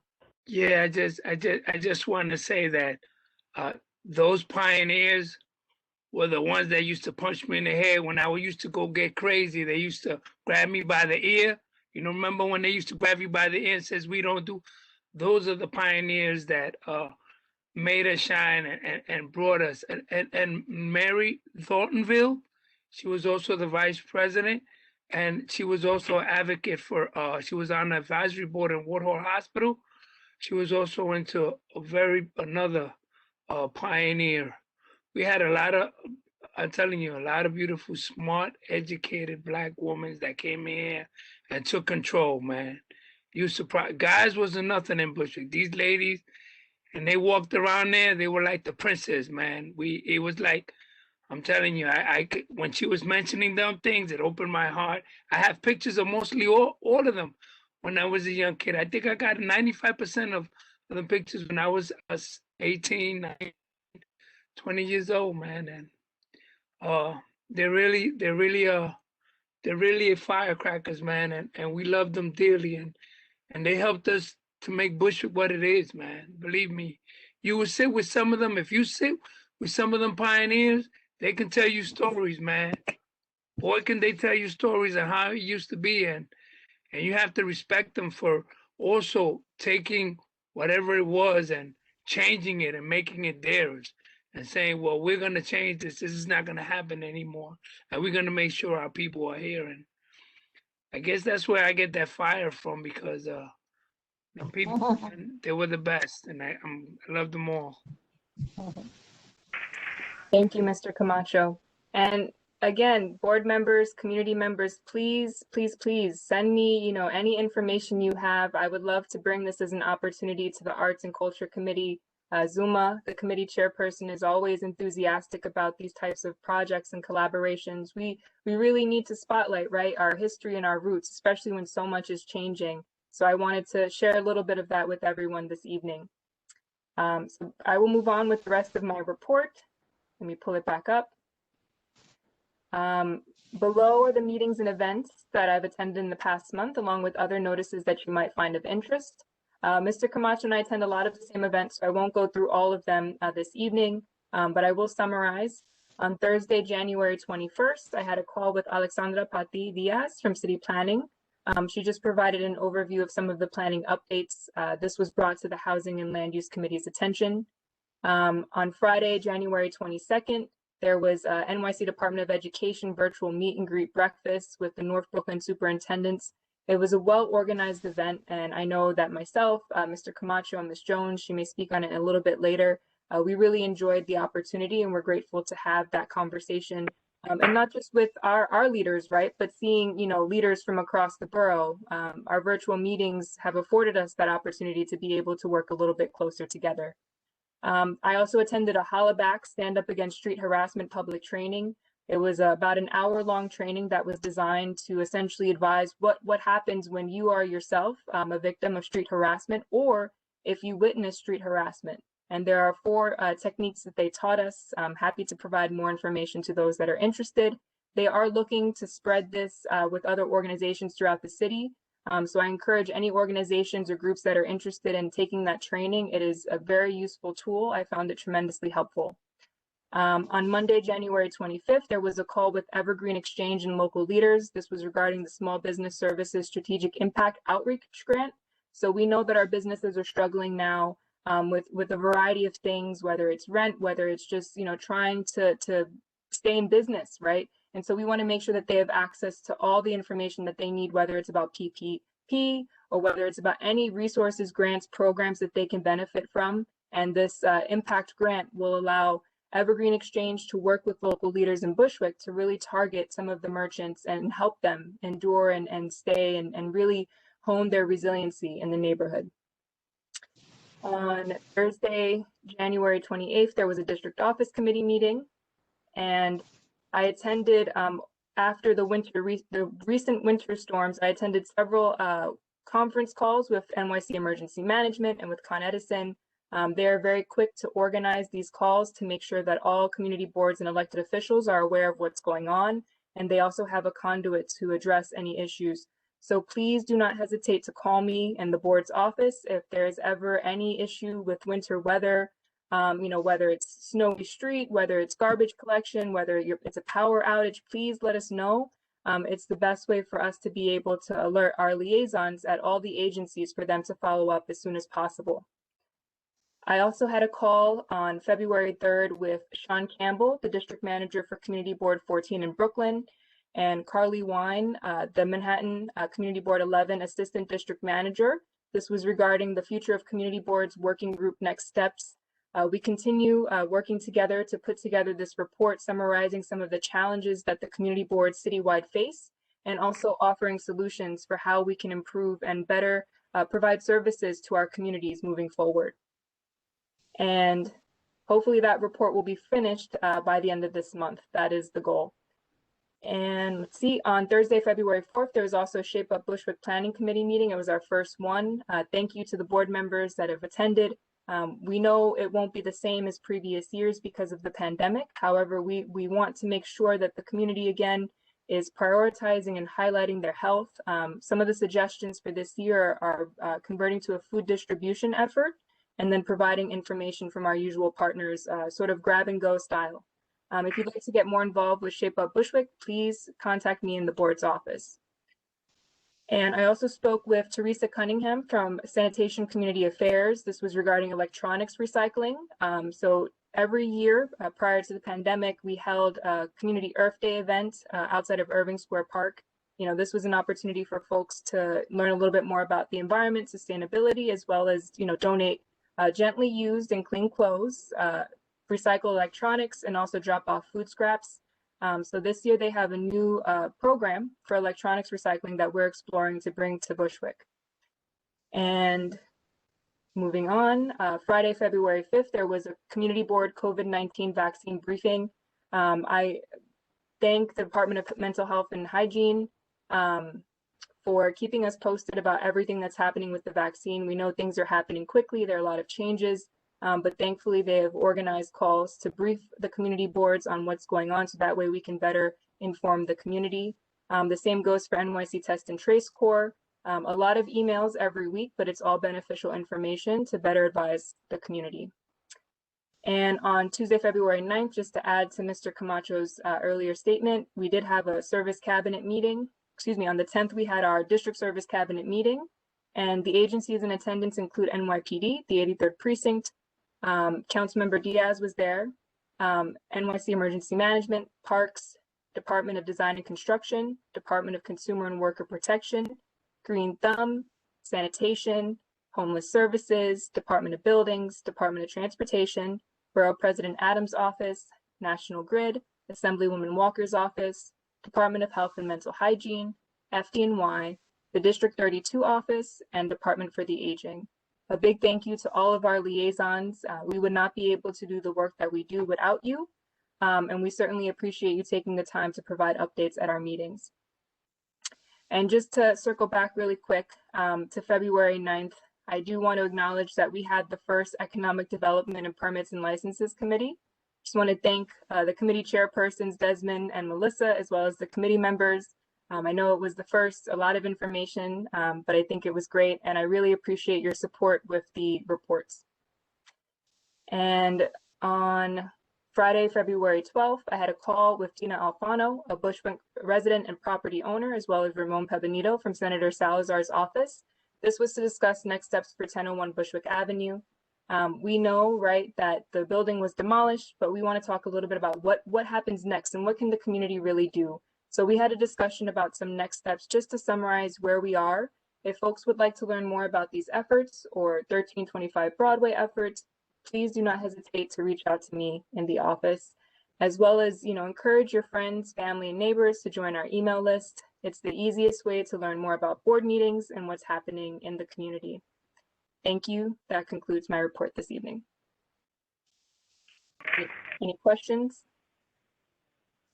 This is Mary McClellan. I have one question. Yes. Now, on Broadway, because is there any follow-up, on, like if we're walking on Broadway by Food Town and Ralph Avenue, because the markings on the street have worn away. They need to put some more markings on there so that we know which way to walk, because it's a very dangerous area right there. Ralph, Broadway, and Lexington. Yeah. All right, that's the markings for DOT. Yeah, right, yes. right. Okay. Because so I will follow cars up with our go there DOT very liaison. fast. What was that, Ms. McClellan? I said the cars go through there very, very fast. Ah. Yeah, that's because that's on Lexington, breaks to Ralph, and then it turns into Broadway. Yeah, right. That junction right there is very dangerous. Yeah, they don't have the crosswalk between Lexington and Broadway and Ralph and Broadway. Those marks on the floor. All right. They've been washed away. They need to remark that. Okay. We will follow up, and I'll see if we can have someone take care of that, Ms. McClellan. I'll let you know what I hear back from DOT. Okay, thank you. Celeste, this is Marcus. Yes. I'm just saying, I also, I've witnessed that our office has already written a letter to DOT about it. A lot of people, and I live right around the corner from there, so it's a thing that a lot of seniors have complained about. But in addition, it's just, I know I've tried walking across that street and people don't know where to stop or anything. So that's why we sent the letter. Got it. It's yeah, very please keep us confusing. focused. Yeah, that's also on Best-Eye side too, because once you cross the street, you're in Best-Eye. So Camacho, you didn't have to say that. I am 1 block away. I apologize. I'm across the street. No, I'll take that back then. So we appreciate it. Yes, it's our shared border, but we know that if something happens on one side, it's going to affect us. That's so right. Please definitely keep us posted, Marcus, and let us know how DOT responds. And we love Marcus, but we're gonna let our liaison know. So if I cross the street by you, I know I'm gonna go visit you. I won't get hit. Exactly. I have been complaining for over a year. I'm sorry, someone else was speaking? I said, this is Carlotta. I said, I have been complaining for over 1 year. Wow. Same area? Same area. The stoplight, the walk sign doesn't work. And you don't know when to walk and when not to walk. And I've called 311 several times. They told me it's a precinct problems and nobody has done anything. Okay, so we had the commanding officer there. He has someone that deals with the traffic, and we'll get him to, where is it at, Celeste? Yeah, it's Sergeant Schwingle. He came to one of our meetings before. I will email him and Leroy directly about this from DOT, and we'll see what they have to say. And I can they'll go update over. everyone. All right, all right. All right. Thank you. Any other questions before we move on? All right, seeing none, we'll go into our committee reports, starting with housing and land use. And Guiney? Hi, thank you, Celeste. Our most recent housing and land use meeting was Thursday, February 4th, 6 p.m. The focus was almost entirely 1325 Broadway. There has been a permit filed for construction of a building at 1325 Broadway, which is the corner of Linden and Broadway. Many of you will remember this as the site of the Secret Garden. Miss Avalar Hansley, who was, a long-term member of the community board, her garden. It's a 20-story building that they have filed permits for, residential and with some parking at the base. It is an as-of-right development. It is a very large site. The zoning permits it. They don't have to go through ULURP, which is the process, universal land use review process where they come by us. They don't need our approval. A neighbor, several neighbors, a number of neighbors brought this to the attention of the community board and said, hey, what is going on? Because the developers had not had to come before the CB to alert us. Celeste and others dug into this. And so this was the focus of the meeting. And what we were doing was trying to understand exactly what is going on there right now. And is there anything we can do? This garden is not an active garden right now, but it is something that has been very important to the community for many years. That's right. Exactly. So just because it is not active doesn't mean it is not loved. And that is important. So there were a number of people, the members of the community who have brought this to the attention to the CB were there. Crystal Hansley, Miss Hansley's daughter, was also a participant in this. And so what turned out, so we, Celeste, Asher Freeman from Reynoso's office, and other folks figured out that there was a deed restriction in the 80s granted to make it that the part of it had to be green space for a certain amount of time. That deed restriction still exists. So we did have from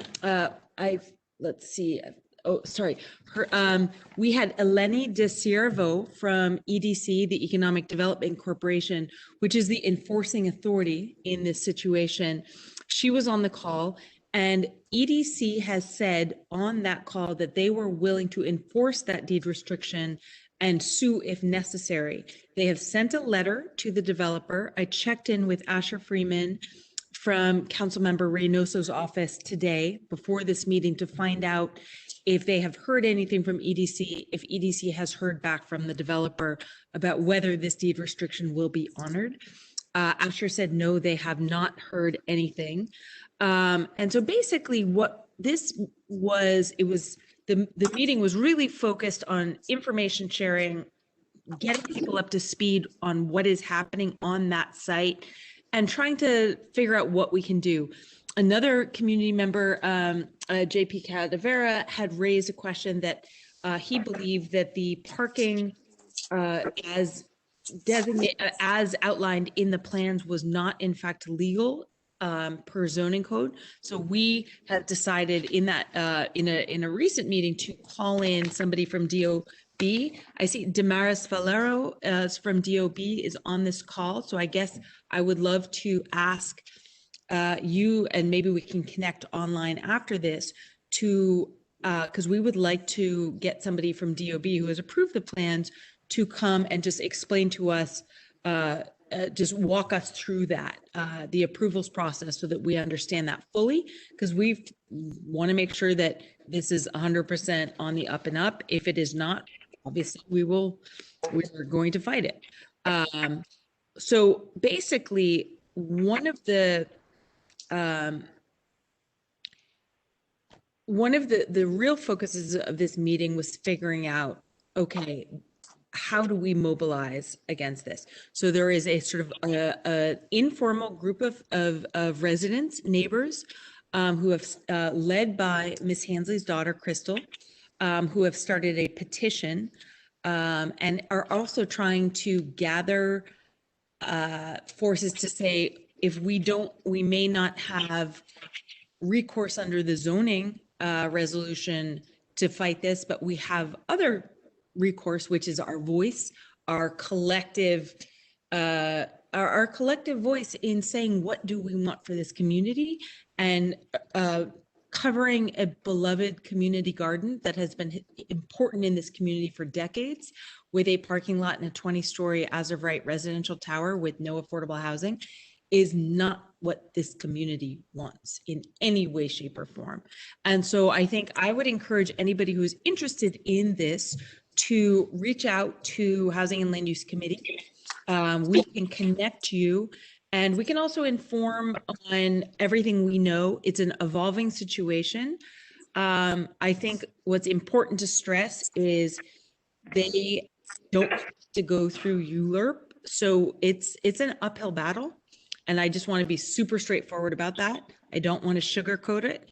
It is an uphill battle, but we can fight it, and we are going to work to ask EDC to enforce this deed restriction and see what we can do about that. That may not stop the project, but it is an important tool. It's one important tool that we have. The other important tool we have is our voices and our collective desire to preserve something precious in this community. And that if we can organize around that, then I think that's important. So that was, I mean, I could go into the sort of the back and forth questions. Celeste, thank you so much for doing the meeting notes for that meeting. I unfortunately was not able to do them, but I will happily answer anybody's questions on what happened at that meeting. And any follow-up. Mr. Camacho and I have been participating in the group that has formed around 1324 Broadway. Like I said, it's an informal group of neighbors and people who are interested in it. And then, so that was the 85% of the meeting, 90% of the meeting was focused on that. We then moved on to old business and new business. Really, old business, there are a few small things, just the comprehensive planning that is going to a citywide proposal for comprehensive planning. We've mentioned before that they will be coming before the Housing and Land Use Committee in March, which the meeting is on March 30th. So anyone who would like to attend, we welcome you to participate in that. Also, there is a 93A Star Street, which is it's a very small piece of land in between a lot. It's almost like a sort of L-shaped piece of land. The person who owns the surrounding lot would like to buy it. DCAS, which is the city agency responsible for disposition of that kind of land, would like to sell it. There are a bunch of issues about deed restrictions because we wanted the Housing and Land Use Committee, they've come before us for several years, and we had asked for a deed restriction on it. And it seems to be tied up in some city agency stuff. And then finally, what is the and then the other thing that we brought up was voting on whether to present to the whole board our responsible development policy, which we did earlier in the public, the very beginning of the meeting. So that is it. 1325 Broadway. I encourage anyone to reach out with questions. It is something I know that a lot of people feel very passionately about, and it's something that we need to organize around. and we will share as much information as we get it. And regards to what our chair just said, their plan that they submitted was with the lot. And now that the lot has a deed restriction, we're trying to figure out if the clock stops ticking, because they're gonna have to do new plans for the parking lot, if it's legal or not legal, and an environmental study in regards, because the houses that are adjacent are so close, with all that carbon going into the because it's going to be underground. The way it's built, I can't off the top of my head tell you how it is, because it's like an L shape, and that lot goes in the back and goes to the other houses where all those brownstones are Linden. So it's a crazy lot. The way it goes, everybody that's been on there been there before. So now there's a deed restriction. So now they have to change their plan. So we don't know what it is that they're gonna change, how it is, or if the clock starts ticking, we have any saying in regards to that. So we really don't know. We're assuming and estimating. So hopefully, we'll get more answers. We would like DOT, DOE, to come to the to come to the community board hopefully next month and give us some clarifications in regards to that spot, because they're the ones that did, and we really need to know about that plot. So they really need to come to us. So we want to make sure that the chair of the House and Land Use, we can push them for they can come next time and give us some information, and we'll invite everyone from there for we can get some clarification and find out what they say. So that's what we really need. That's the next step. Yes, this is Damaris from DOB. You know, we'll be happy to come and speak with you guys and give you more information regarding this project. Thank you. I know also, obviously, there's some other agencies and some other people involved in this as well, you know, including EDC. Last we've heard, like she said, that, you know, EDC did send the developer a letter, and we're still waiting to hear back from them. This is all regarding the deed restriction, which DOB can't really enforce necessarily. However, we will be happy to come, you know, speak with you guys about the whole application process, the review, the plan examination process, all of that, you know, we'd be happy to do. So we can talk offline, you know, regarding scheduling, and then I'll have someone like a project advocate or a chief plan examiner come to the meeting to maybe, you know, explain a little bit further detail. All right, thank you. You're welcome. Thank you. Yeah, we will follow up. And I think we should, at our next meeting, we'll probably ask for somebody who can work through the specifics of the zoning, and then also somebody from DOB, and then somebody from EDC who is able to enforce this deed restriction legally. So I think between those three agencies, we can triangulate a little. But I think it's really important to say that the other tool that we have is organizing ourselves and our voices and getting together and, you know, in a common voice saying, this is something that we oppose. We don't have the zoning on our side, but yes, thank you. Got it. And Ms. Dillon, I see your hand. I know you have a question. I just want to add in, just because there have been a few updates. This is super relevant. And I know we haven't had a chance to speak yet, but I have somewhat good news. I did hear from a representative for the developer, and we are in the process of coordinating follow-up for the community to have their feedback heard. So, you know, we heard from someone, they did apologize. They said that it wasn't intentional, that they, you know, didn't respond to our initial email. It just wasn't seen, you know, in time for them to attend that meeting. But they are offering to have a further conversation to clarify their end. So we don't know what that means. We don't know what that looks like, but I will certainly follow up and keep everyone, and Mr. Camacho, board members, community, everyone will know what's going on.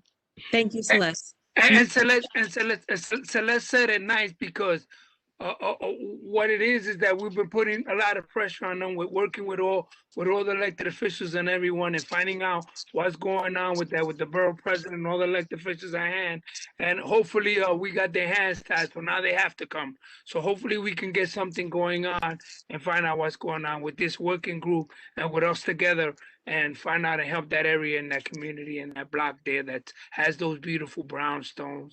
And mind you, Latinos and Blacks own most of those brownstones in that area for years. So What I was going to say was maybe for the next meeting, we should dedicate the next meeting just to this particular project, because it sounds like it's going to be a lot of work and a lot of information, and we don't want it to be too short. We want to be able to make sure we get all the information that we need to go forward. So we might want to consider dedicating our next meeting just to this subject.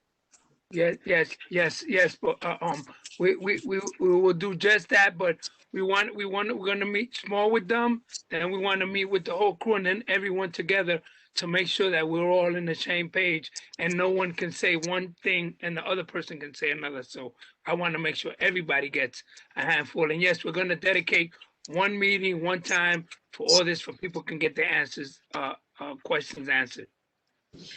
And just to add to that, Ms. Spellin, there have been a couple, there was one just earlier this week of the group of other residents who have been really concerned about this, who brought this to the attention. And I think anyone who is interested in this issue, if you can reach out to the district office, and we can make sure that everybody is a part of that conversation too. Those are not necessarily folks who are on the community board, but they care passionately about it. I think some of them are on the call as attendees right now. I was looking through that list. I saw some familiar names from the meeting. So I think maybe we can all get together. So anybody who is interested in participating in this, I think just if you can reach out to me, to Celeste Camacho, and we'll make sure that you are connected and on that email chain, on that phone tree, so that you are fully aware of what's happening. And then we will also share information through the Housing and Land Use Committee as well. Yep. Okay. If there's nothing else for this committee report, we'll move on. Seeing none. And if we did miss your question, it's okay. I will certainly be looking at the chat and we will get back to you. You can feel free to reach me in the district office. Now we have our Health, Human Service, Senior Citizens, Veterans report. Cheryl, are you still there? Yeah, hi, this is Cheryl. So we have three important items to update. We had a presentation by DIFTA, and they talked about a program called Voices. And Voices is a program that connects seniors with volunteers. And so basically what DIFTA found out that during the COVID-19, there were many seniors that were lonely and did not have people to connect with. And so the program, it's not a social service program. It's a program where volunteers actually speak to seniors over the phone, and they kind of have a nice chit chat. And I think it's a great program, you know, for seniors. And so there are a couple of components. So the volunteers commit to actually talking to the seniors, and there's no, by the phone, there's no like time frame. So it could be a half an hour, it could be 45 minutes, it could be an hour. That's one component. And then the other component is to have volunteers. So if anyone on a board is interested in volunteering, or they know someone that needs to have a Voices volunteer, you can call 212-244-6489, and you could connect with Ms. Keys. The other important agenda item, thank you, Ms. Jackson, we talked about our Shape Up Brooklyn. And so some of the items that were discussed was to have a food distribution, to offer PPE, to have a paper shredder, and to give information to seniors about how to get the vaccination, as well as giving healthy food through City Harvest. Third item that's very important that Ms. Jackson talked about, a grief workshop that will be held on Saturdays and she's going to send us a link, which I'll send to all the board members. The meeting was adjourned at 6:41, and that's my update. Any questions? Thank you, Cheryl. Mr. Pato? Cheryl, just for clarification, and they'll give a background check to people, so to make sure that they get a background check, they screen them, and they're only X amount of hours that they work, and make sure they'll listen in to on and before they'll train them and listen in on our seniors to make sure, because a lot of them are by themselves. The kids are all grown, they're not there, and they need someone to sit and talk. You know how seniors are, and talk to them and make sure that they have what they need, and open up to people. So it was a very good program. So it is a process. So not anyone could become a volunteer. There's a screening process that you have to go through DIFTA as well as the application. And they do some type of background check to make sure that, the seniors are matched with the person that meets their needs. Yep. I think it's a great program. Thank you. All right. Any questions about our Shape Up, Bushwick Shape Up? No, but I do have a question about that program. Can you share anything about the who they are looking for to join up this? I participate in Bushwick Ayuda Mutua, which is the mutual aid group. There's a lot of people, most of them are younger, younger than me by a long shot, as a matter of fact. But so I'm just wondering if they are looking, because I think this is something, especially because if you can do it over the phone and just check in with, it's something that people would be really interested in. But if they are not necessarily looking for younger people, then I wouldn't want to try and share that. Do you think maybe I can follow up with you offline? But this sounds like a really important program to That's a great question. And so what DIFTA said that they had a match, and one was a little younger and one was older. So it doesn't matter, the age. It matters that the person, likes to talk. There's some themes in common.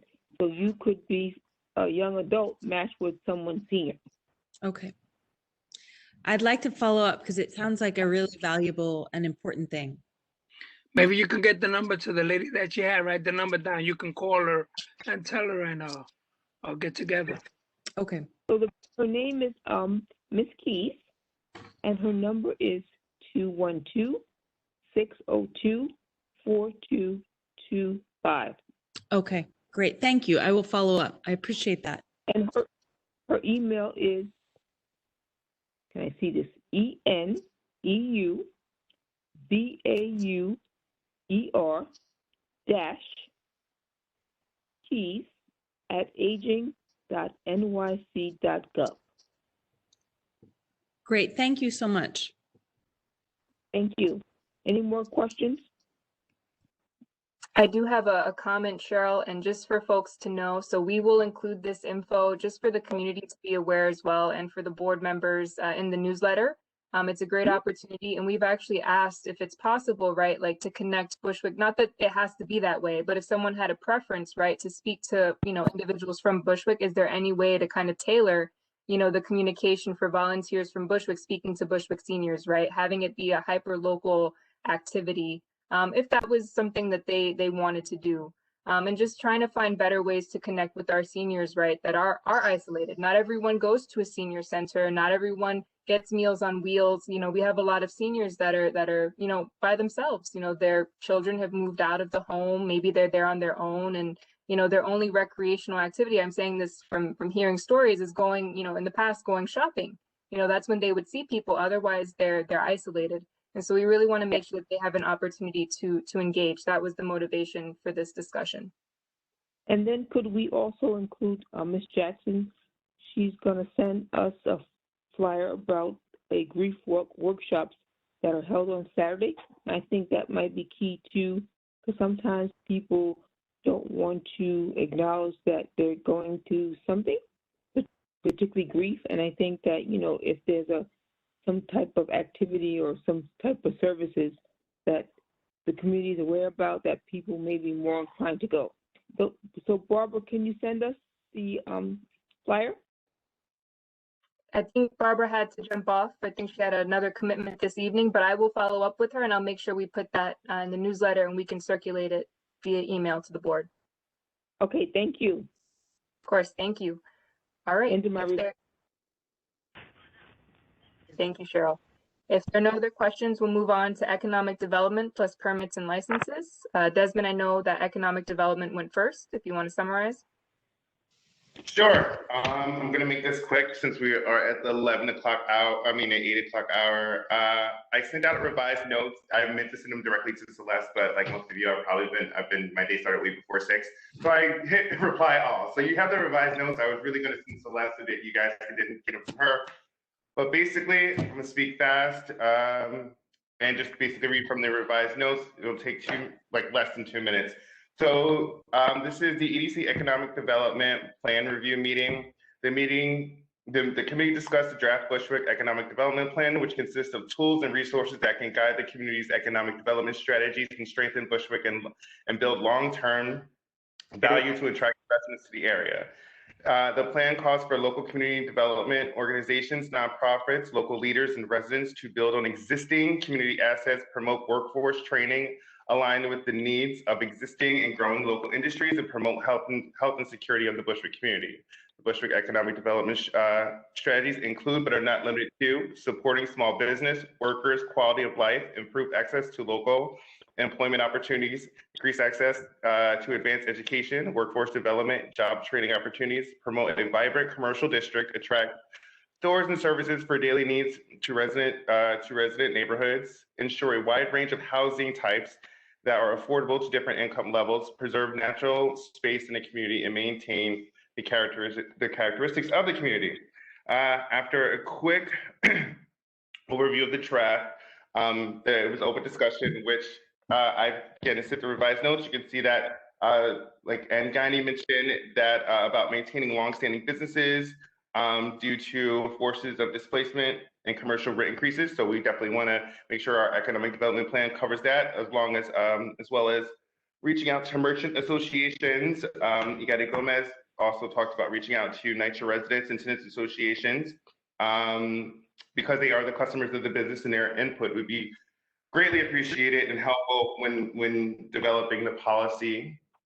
Robert Camacho also mentioned about breaking down the policy or the development plan into manageable pieces, and then allowing other committees to utilize what they can from the development plan for their own committees. Yes?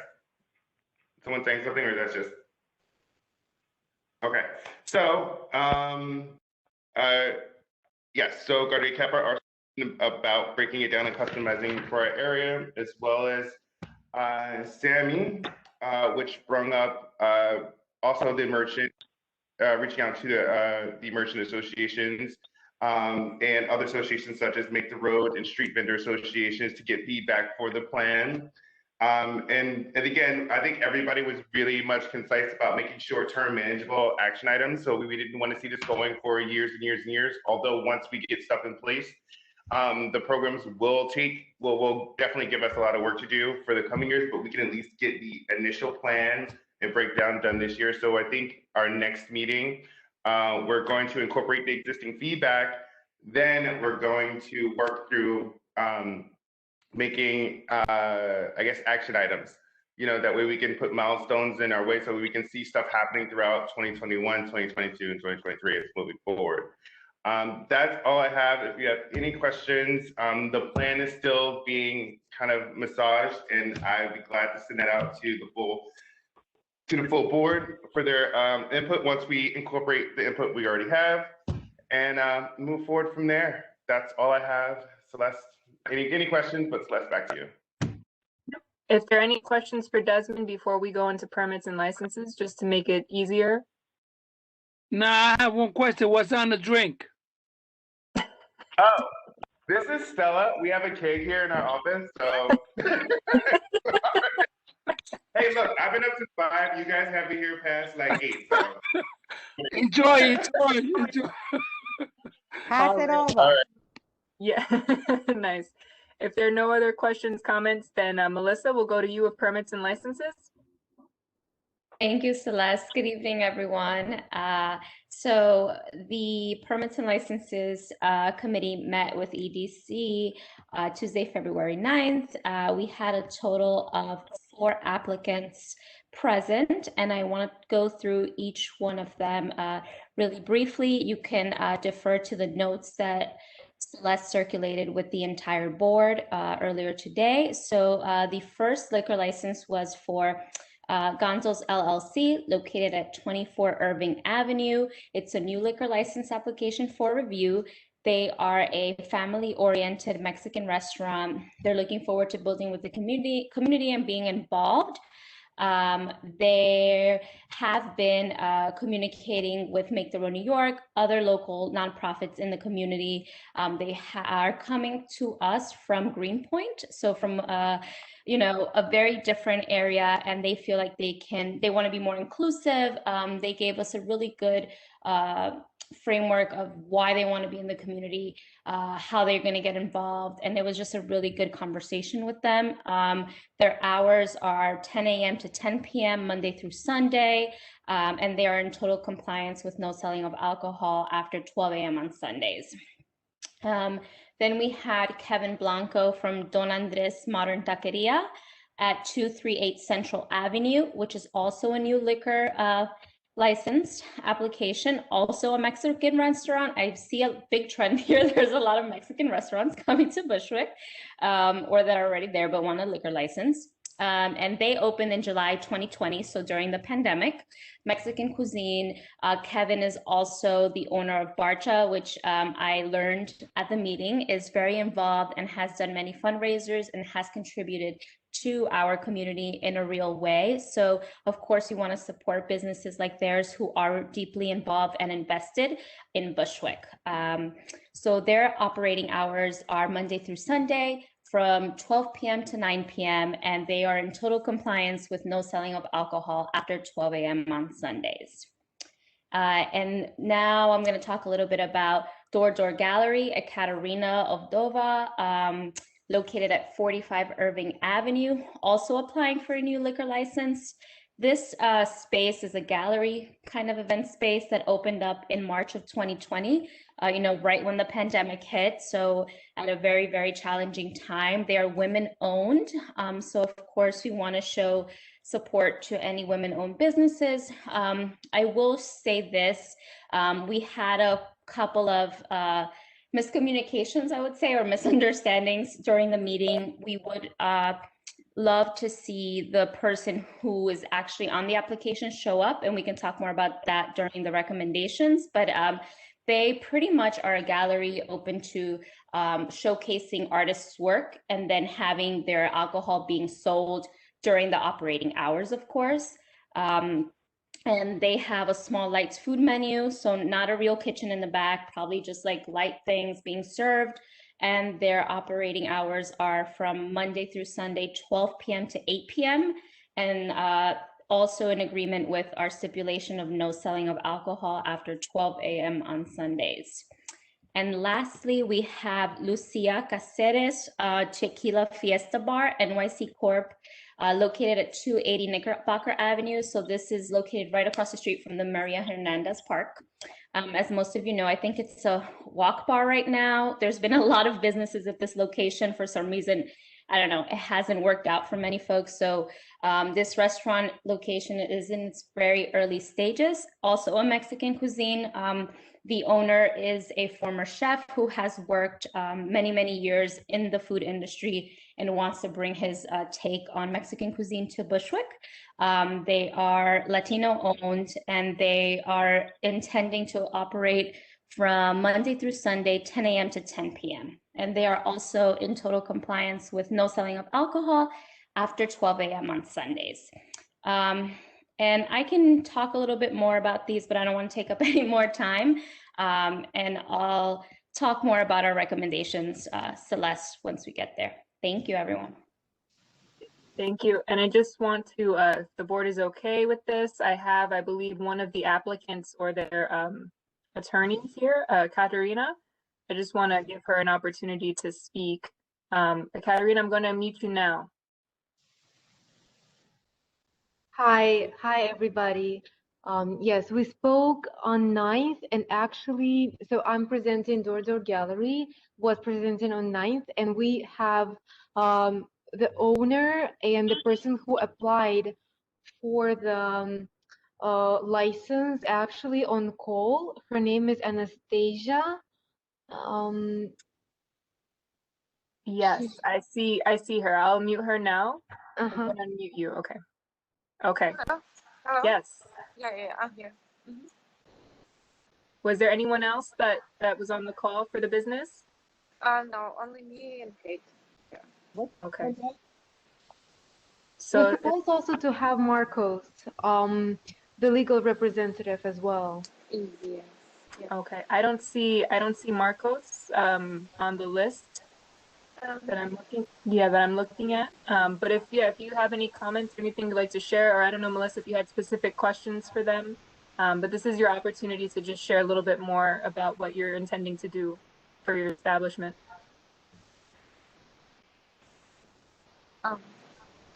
Yeah, so we're based like in the Bushwick area, like our gallery, we're trying to like magnetize artists as much as possible to like bring like new culture to the space.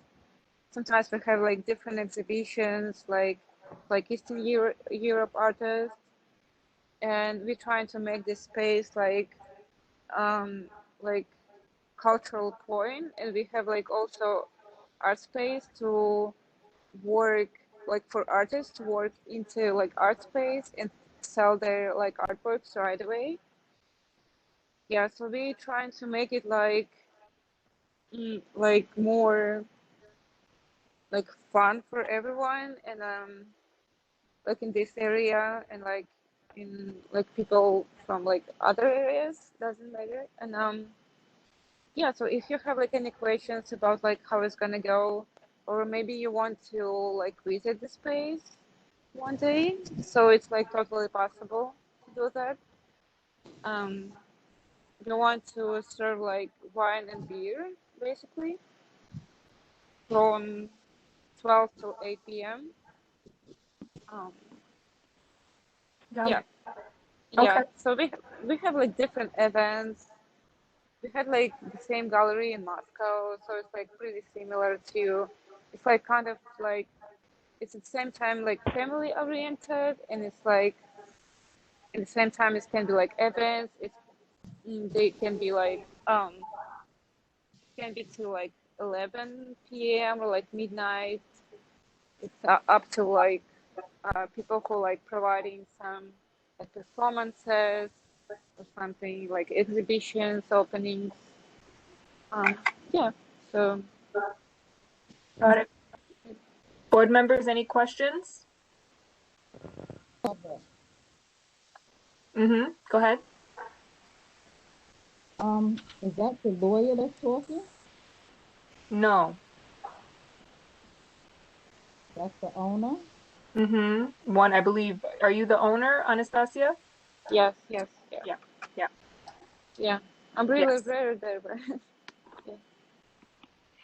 What it was, board members, what it was is that she put in an application, the person that's carrying the license out is going to be in the establishment, and when they came to the board, to the committee, the person wasn't there. So we wanted to speak to the person that the license is going to be under, that's going to be responsible. So the committee requested them to come here, and the person that's on the license, that's going to be on the permit. Right. So, Okay. so that's why. Is the young lady there? Yeah, Yeah, She she's did both, Yeah, Mr. Camacho. yeah, that's me. Yeah, yeah, yeah. That's me. Okay, Yeah. so that's I why. was applying. Yeah, it was like a long time ago. I was applying like for like 1 year ago. It's like was a long time we were waiting for it, and like Kate, she's like new member of our gallery, so she didn't know like who like responsible for not. I'm really like at this time I'm really rare there. We were closed from like March 5th till like kind of this time because like it was pandemic. So yeah, it's how it is. So she's But like a gallery. She's gonna be selling art. Yeah, and drink. Yeah, that's one of those places where you go there and you sell the art and you have your little wine and your stuff or whatever it is that they're gonna sell. yeah, yeah. So What's yeah, the age so limit? Huh? What's the age limit to come into that site? what's the age? If she's having art and presenting art, and she's having a liquor license. Yeah, what's the age limit? Age limit?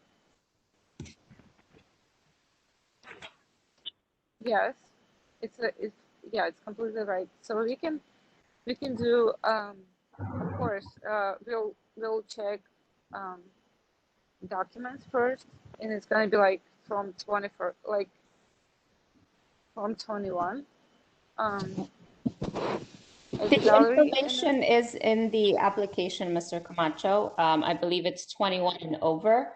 Okay. I can reference back to the application, but it's also not only a gallery, it's an event space as well with some theater, I believe. I remember that being on the application for sure. yes, we have sometimes like performances or something. Just trying to like bring like all creativity what they like can also in this period of time. Like at least we can't have like a lot of people for sure, but like sometimes we have something social going on. It's like people prefer in this area a lot. Yeah, so yeah, for sure, like it's gonna be like 20, 21 and like over 21. We can like serve like alcohol to the kids. Sorry. So Thank you. I think that was Anastasia or. Yes. Yeah. Okay. Yeah. Thank you so much for that. I think Celeste, we should move into recommendations so then they can get more of an idea of what we're leaning towards as a committee. That would be Absolutely. That was my next segue once we wrapped up. So with that being said, let's go into recommendations. I know we have permits and licenses recommendations. I don't believe any other committee has that, but we will cross that bridge once Melissa finishes. Go for it. Thank you, Celeste. So I guess we'll kick it off with Door Gallery. The recommendation for the committee is we would like to give Door a second chance to present to the committee next month in our meeting in March. We will need the presenting manager to be present at the next PLC meeting and talk more about their community plan and long-term viability. So we want to know more about operation, you know, how this is going to work, get to see you both at our next meeting in March. And then we want to support this, but at the moment we do need more information and would love to talk to you more, recommend for you to return next month to us. So that's our recommendation for Door. Our second recommendation is for Gonzo's LLC at 24 Irving Avenue. Move to approve application as is with operating hours from 10 a.m. to 10 p.m. The establishment is willing to adhere to the compliance of no liquor license selling on Sundays after 12 a.m. And we did request some specific drawings of the sidewalk measurements because they do have a sidewalk cafe that they will be including as part of their establishment. So we just wanted to get a good idea of what those dimensions are, just to make sure they're within compliance of DOT. And so what are we gonna? The recommendations are on. Everyone has a copy of the recommendations. Are we voting individual, or are we gonna go through them and then we can vote? Oh, okay. Okay. All right. You're gonna. All right. Okay. And then third, we have Don Andres Modern Taqueria at 238 Central Avenue. We move to approve the application as is with operating hours of 12 p.m. to 9 p.m. And this establishment is willing to adhere to the community board's compliance of no selling of alcohol after 12 a.m. Everyone approved. And lastly, we have the Tequila Fiesta Bar at 280 Knickerbocker Avenue. The committee would like to see the applicant return when they have a certificate of occupancy. They're in the very early stages. We really like them. We thought they were great. We just want them to return to us, in a couple of months when they have their whole business plan thought out and they have a certificate of occupancy. And that sums it up for recommendations for the Permits and License Committee. For board members, I may suggest a blanket vote on these recommendations, if that is okay. Is there a motion for a blanket vote? Celeste, you can't have we can't a blanket vote on everything when there's criteria on some. Well, it's basically what the Permits and Licenses Committee is recommending all together. Okay, So, I got it. yeah, so as Melissa stated, all of those stipulations apply. Okay, so first we're gonna make a vote to recommend a blanket vote. Correct. And everybody in favor? I see a motion from Ann. Her hand is raised. Is there a second? Aye. Wait, maybe a Second? second. Second by Mr. Camacho. All in favor? Aye. Any opposed? Aye. Any abstentions? So moved. For the blanket vote, now we need a recommendation or a motion, excuse me, for the recommendation for permits and licenses. Correct. Good recommendation on regards to all four on the committee's report. Mm-hmm. Is there a second? I second Melissa Pereira. All in favor? Aye. Any abstentions?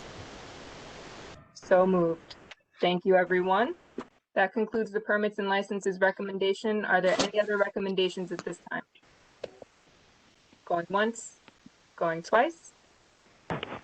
We are moving on from this agenda item now, and we are going into old business. Is there any old business? Going once, going twice. Hearing none. New business. And let me just double check the phone numbers here just to make sure. Okay, have everyone. Any new business? Going once, going twice? Hearing none, we'll move on to the next agenda item, which is announcements, a minute and a half.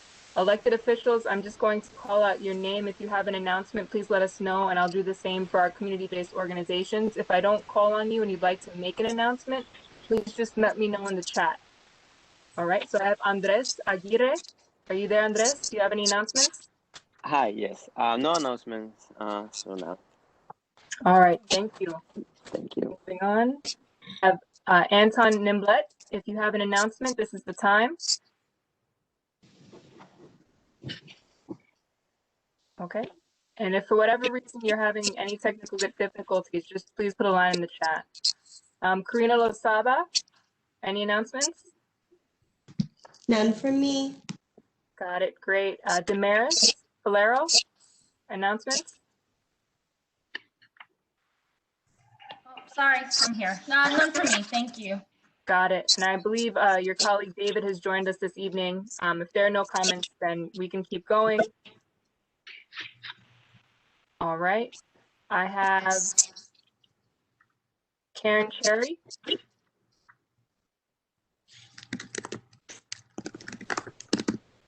Karen, are you there? Okay, we'll come back. Jonathan Pomboza. Jonathan, we'll circle back. Marcus Harris. Hi, everyone. It's two announcements. Three. Thank you. February 12th deadline for appointments. Then once mentioned the borough president at the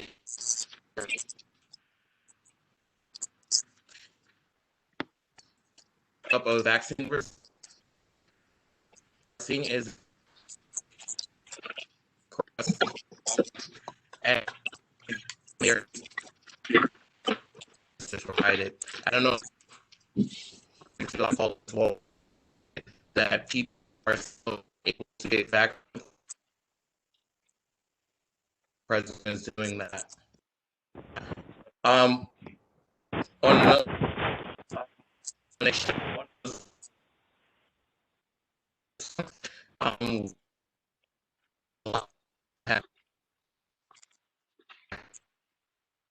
and staying from hospitals and to make sure that they Celeste's still breaking up.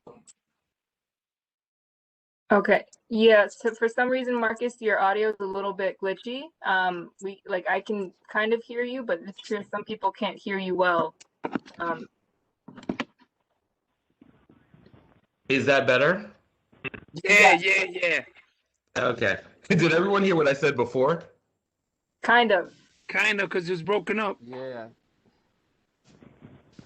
So you can start all over. We'll give you enough time to start all over. Please. Bullet points. Or put it in the chat. No, And also, the borough president has called on people to actually make sure that I'm calling the mayor to be transparent in who is getting the vaccines, because a lot of people are not getting the vaccines. Yeah. Third thing is Colon Cancer Awareness Month is March. As you guys know, when I first came to your board, I mentioned that I was a colon cancer survivor at the age of 37. We just need to make sure that people are following up with their regular appointments and actually seeing doctors to make sure that cases of illnesses are not lingering while we are in this pandemic. That is all I have for you. Thank you, everyone. Thank you. And I just want to circle back to a few folks. Karen, if you're there, I'm going to try to unmute you. I'm not sure if you're having issues with sound. Yes, I am. Karen? Can you hear me now? Yes, we can hear you. Okay, good evening, everyone. I just like to say that our office is open virtually. We are taking cases virtually. You can email me at kcherry@council.nyc if you'd like to make an appointment. Again, that's kcherry@council.nyc.gov. Thank you. And just to circle back, Jonathan, I'm going to unmute you if you can. Hi there. Can you hear me? Yes, we can. Awesome. Just wanted to share with you a save the date for Black History Month. The district attorney is having an event that's titled Stony the Road We Trod, the Impact of Faith-Based Organizations, Historically Black Colleges and Universities, and the Divine Nine on Our Path Towards Equality. It's Thursday, February 25th at 6 p.m. I'll be sending the link on a little later, but it'll be through all of the social media channels, and it'll be a panel discussion moderated by Michelle Miller from CBS News Saturday morning. Thank you. Thank you. And I have Flaco Jimenez here. I'm going to try to unmute you to see if you can speak now. I don't know if it was a technical issue earlier. I'm unmuting you now. Are you there? You should, oh, you just muted again. You're unmuted now. You might have a connection issue. If you can try to drop the information in the chat, and I'm happy to share more since you're not able to speak for some reason. All right, moving along, I have Ramon. Ramon, if you can still unmute. If you need me to unmute you, hold on. Ramon, do you have any questions? Go Hi, ahead. everybody. It's Ramon from Senator Salazar's office. I'd like to, I'm putting in the chat, warmly invite everyone from the community and the general public to State Senator Salazar's district virtual town hall. It's her first town hall for 2021, this Friday, 5 p.m. via Zoom. I have the Zoom link in the chat as well as a passcode, but also if you're just on Facebook, look up Senator Julia Salazar, all one word. We look forward to seeing everybody. Thank you. Thank you. And I have Rick Echevarria. I'm unmuting you now, Rick. Hi, is my camera on? No, so only panelists have a video. Okay, so Rick Echevarria, City Council candidate in District 37. Good evening to everyone. I wanted to invite everyone to an event that I'm having tomorrow for minority-owned businesses, certified and not certified. As everyone knows, we have a problem in the city with the city not giving contracts to minority-owned businesses, particularly in our region. And we want to make sure that firms that existing firms and new firms can be in a better position to get those contracts. And finally, I'm a lifelong resident of Bushwick. I started Bushwick Housing Independence Project out of my apartment on Woodbine Street, grew up in Gardens. And I have a kind of provocative kind of statement that, after 20 years of doing affordable housing program, it was my experience at HPD that revealed to me that our biggest problem is affordable housing corruption. All right, so we fight for programs and policies, but we have a very severe problem in our city with our what I think is an unredeemable housing agency. I'm going to put a link to the Zoom for tomorrow's event in the chat, as well as my website, email, and contact, in case anyone wants to attend tomorrow. I encourage you to. And if you want to chat about housing corruption, I welcome you to contact me. Thank you. Thank you. And I also have Stephen Williams. I'm unmuting you now, Stephen. Oh, you should be able to unmute. Yep, you're unmuted. For some reason, we're not able to hear you. I'm not sure if you're having a technical issue with your sound, but you can feel free to put your information in the chat. Yeah, I can see you muting and unmuting, but we aren't able to hear you for some reason when you're unmuted.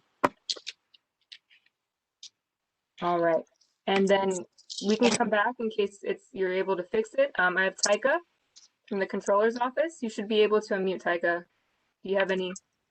Yeah. Hi, Celesta. Hi, Community Board 4. It's great to be back here this evening. Just a few quick announcements. So I announced this last time, but just want to remind folks that the application for our paid summer internship program ends on March 5th. I'll put the link to the application in our chat. And then secondly, the comptroller unveiled his food security plan to combat hunger in New York City. The plan offers immediate local, state, and federal recommendations to close gaps in emergency food programming. It calls for the creation of a $25 million city-based emergency fund food program to serve undocumented New Yorkers left out of federal and state safety net programs. So I'll drop the link to that report in the chat as well. And finally, the comptroller also released a blueprint for strengthening public safety in New York City. So he unveiled detailed proposals to transform public safety, protect New Yorkers from violence, and to invest in our communities. In this blueprint proposal, it outlines how to reimagine this in 5 different ways. And I will be dropping the link to that in the chat as well. Thank you. Thank you. All right, and I believe that Jamie Wiseman would like to say a few words. Second. Can you hear me okay? Yes. Yeah. All right. So listen, thank you for the kind words, Camacho. And I just wanted to say, since my term will expire and will not be renewed, that, and Grace, first of all, I want to just say that Grace says that Ann Guiney would be a great babysitter. She pointed her out and said she would be a great babysitter. So like, you just bring her in. So that's a quick note. I concur, right, Grace? Yes. I'm too good. I'll keep it, but I do want to say, listen, y'all, you go above and beyond for the community. You know, I know I was a scary admission to the community board initially. I hope to contribute, and I hope to continue to contribute even when I'm no longer on the board and I'm only a phone call away or a FaceTime away. But what I will suggest is the work. Sorry, my son wants me to light a candle, and this is my wife. That's Dana. So we shared 6 years together. This community is very, very meaningful to me, and you guys are fighting for it and continue to fight for it. I've been around a lot of other community boards through my real estate work. You're not going to find a better district manager, staff, and chair than what you have. And that goes through the rest of the officer corps. So just take a moment and reflect on the work that you've done, how important it is, and how much public service is in your blood. So thank you so much for including me in this community board and in your important work. Jamie, we want to thank you. Bushwick want to thank you. Bushwick want to.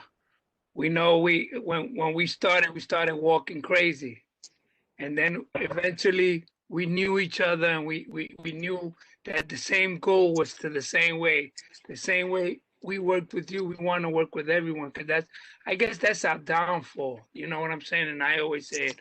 I always say Bushwick is a loving and working community, and it's sad that we are that way, because people come in there and try to tramp us up, but we also are a step firm in what we do. And we want to thank you for guiding us and helping us when time was rough. And there's always going to be a door open here in Bushwick for you, because you are part of us. Also, your kid with her pacifier on, I don't know what you got in her mouth. Thank you. Thank you. Yeah, thank you, Jamie. And I just want to say to all board members, community members, I've received compliments for you all. The community is paying attention. These meetings are open to the public and they are commenting. They know that all of our board members are dedicated, and absolutely, I would not be able to do half of what I do without you. So the feeling is very much mutual, and we have good people here in Bushwick. It's always been that way, and I think the primary reason is because we're here for Bushwick, right? For our neighbors and for the people that are here in this community. So thank you so much. And if there are no other comments, I don't see anything in the chat. Please, if we've missed you, it's not intentional. Just let me know, and I'm happy to circulate information in our newsletter if we didn't get to you this evening. That being said, we can move on now with the rest of our meeting. Barbara, did you have anything for the community council? Oh, yeah. I just want to tell everyone that the 83rd Precinct and Rise are together to transport to get their vaccination shot. It's been we did 30 people already, and we're trying to get other places to lend the vans to transport seniors, because seniors want to get the shot, but there's no transportation. And especially overwhelmed. It's really overwhelmed, because they will pick up a senior if you make an appointment a day ahead, but there's no way for the senior to get back home, because if anyone had received a shot, after you get the shot, you have to sit for like 15 minutes. And you can't give them a time, and they work on a time schedule. So our community affairs officer, Lopez and Gomez, has been picking them up from each senior buildings, taking them to a site, and I'm so happy that Riseboro has organized with a site to take seniors there for their shot. They wait for them outside and they bring them back. So we're doing that now. We're going to try to help them as much as possible, because we only have one police van. So I've heard another community council politician donated a van to that precinct council. So I'm going to look into that politician. If everybody's still on the line, I hope you guys hear me. Thank you. Thanks, Barbara. And I think Josh, you got bumped off for some reason, Josh Brown, but you should be able to unmute yourself now.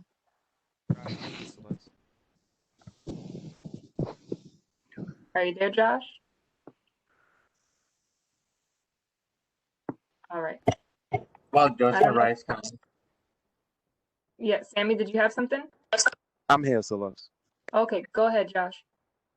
No. I just wanted to point out I was unmuted, but yes, that was that. Oh, okay. No problem. Yes, some people get bounced off, so I have the attendee list open. So if there are no other comments, then we will move on now to the next item on the agenda, which is the second roll call in reverse order. Board members, please be ready. Give me one moment to pull up the list. I have Oldoff Wright, James Wiseman. Here. Martha Williams. Here. Jerry Valentine. Annette Spellin. Here. Dustin Sonborn. Here. Barbara Smith. Got you. Julio Salinas. Eliseo Ruiz. Here. Raul Rubio. Gladys Pulia. Here. Asire Polite. Here. Uma Novoa. Sammy Namir Olivares. Present. What I was wanting to say, I put it on the chat about COVID vaccines appointments. Thank you.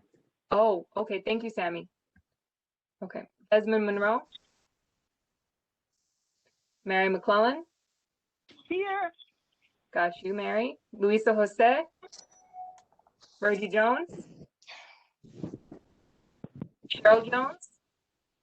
Here. Kristen Jog. Barbara Jackson. Excused. Tamisha Honeygan. Got you. Reverend Miguel Gutierrez. Ann Guiney. Igaudy Gomez. Present. Got you, Ann. Freddie Fowler. Here. Got you. James Fitzgerald. Here. Maria Fernandez is excused. Lavina Davis. Present. Danielle Davi. Present. Got you. Andrew Choi. Present. Luisa Chan. Here. Felix Ceballos. Present. Melissa Carrera. Here. Gaudier Caphart. Present. Robert Camacho. Presente. Raul Brown. Present. Joshua Brown. Present. Rowena Bennett. Present. And Reverend Grace Aids is excused. Is there a motion from the board to adjourn? So move. I need a motion first. Mr. Camacho, is that a motion? Yeah, I make a motion that we leave. Second. Gladys, Second. Lucia, second. Gladys Pouya, second. All in favor? Aye. Aye. Any opposed? Abstentions? So moved. Thank you, everyone. Have a good evening. Thank you. Again, you know what? Jamie. Again, Jamie, thank Jamie, you. thank You have you. a beautiful You know family, what? Jamie. And you know what? This guy had to drink. You know what?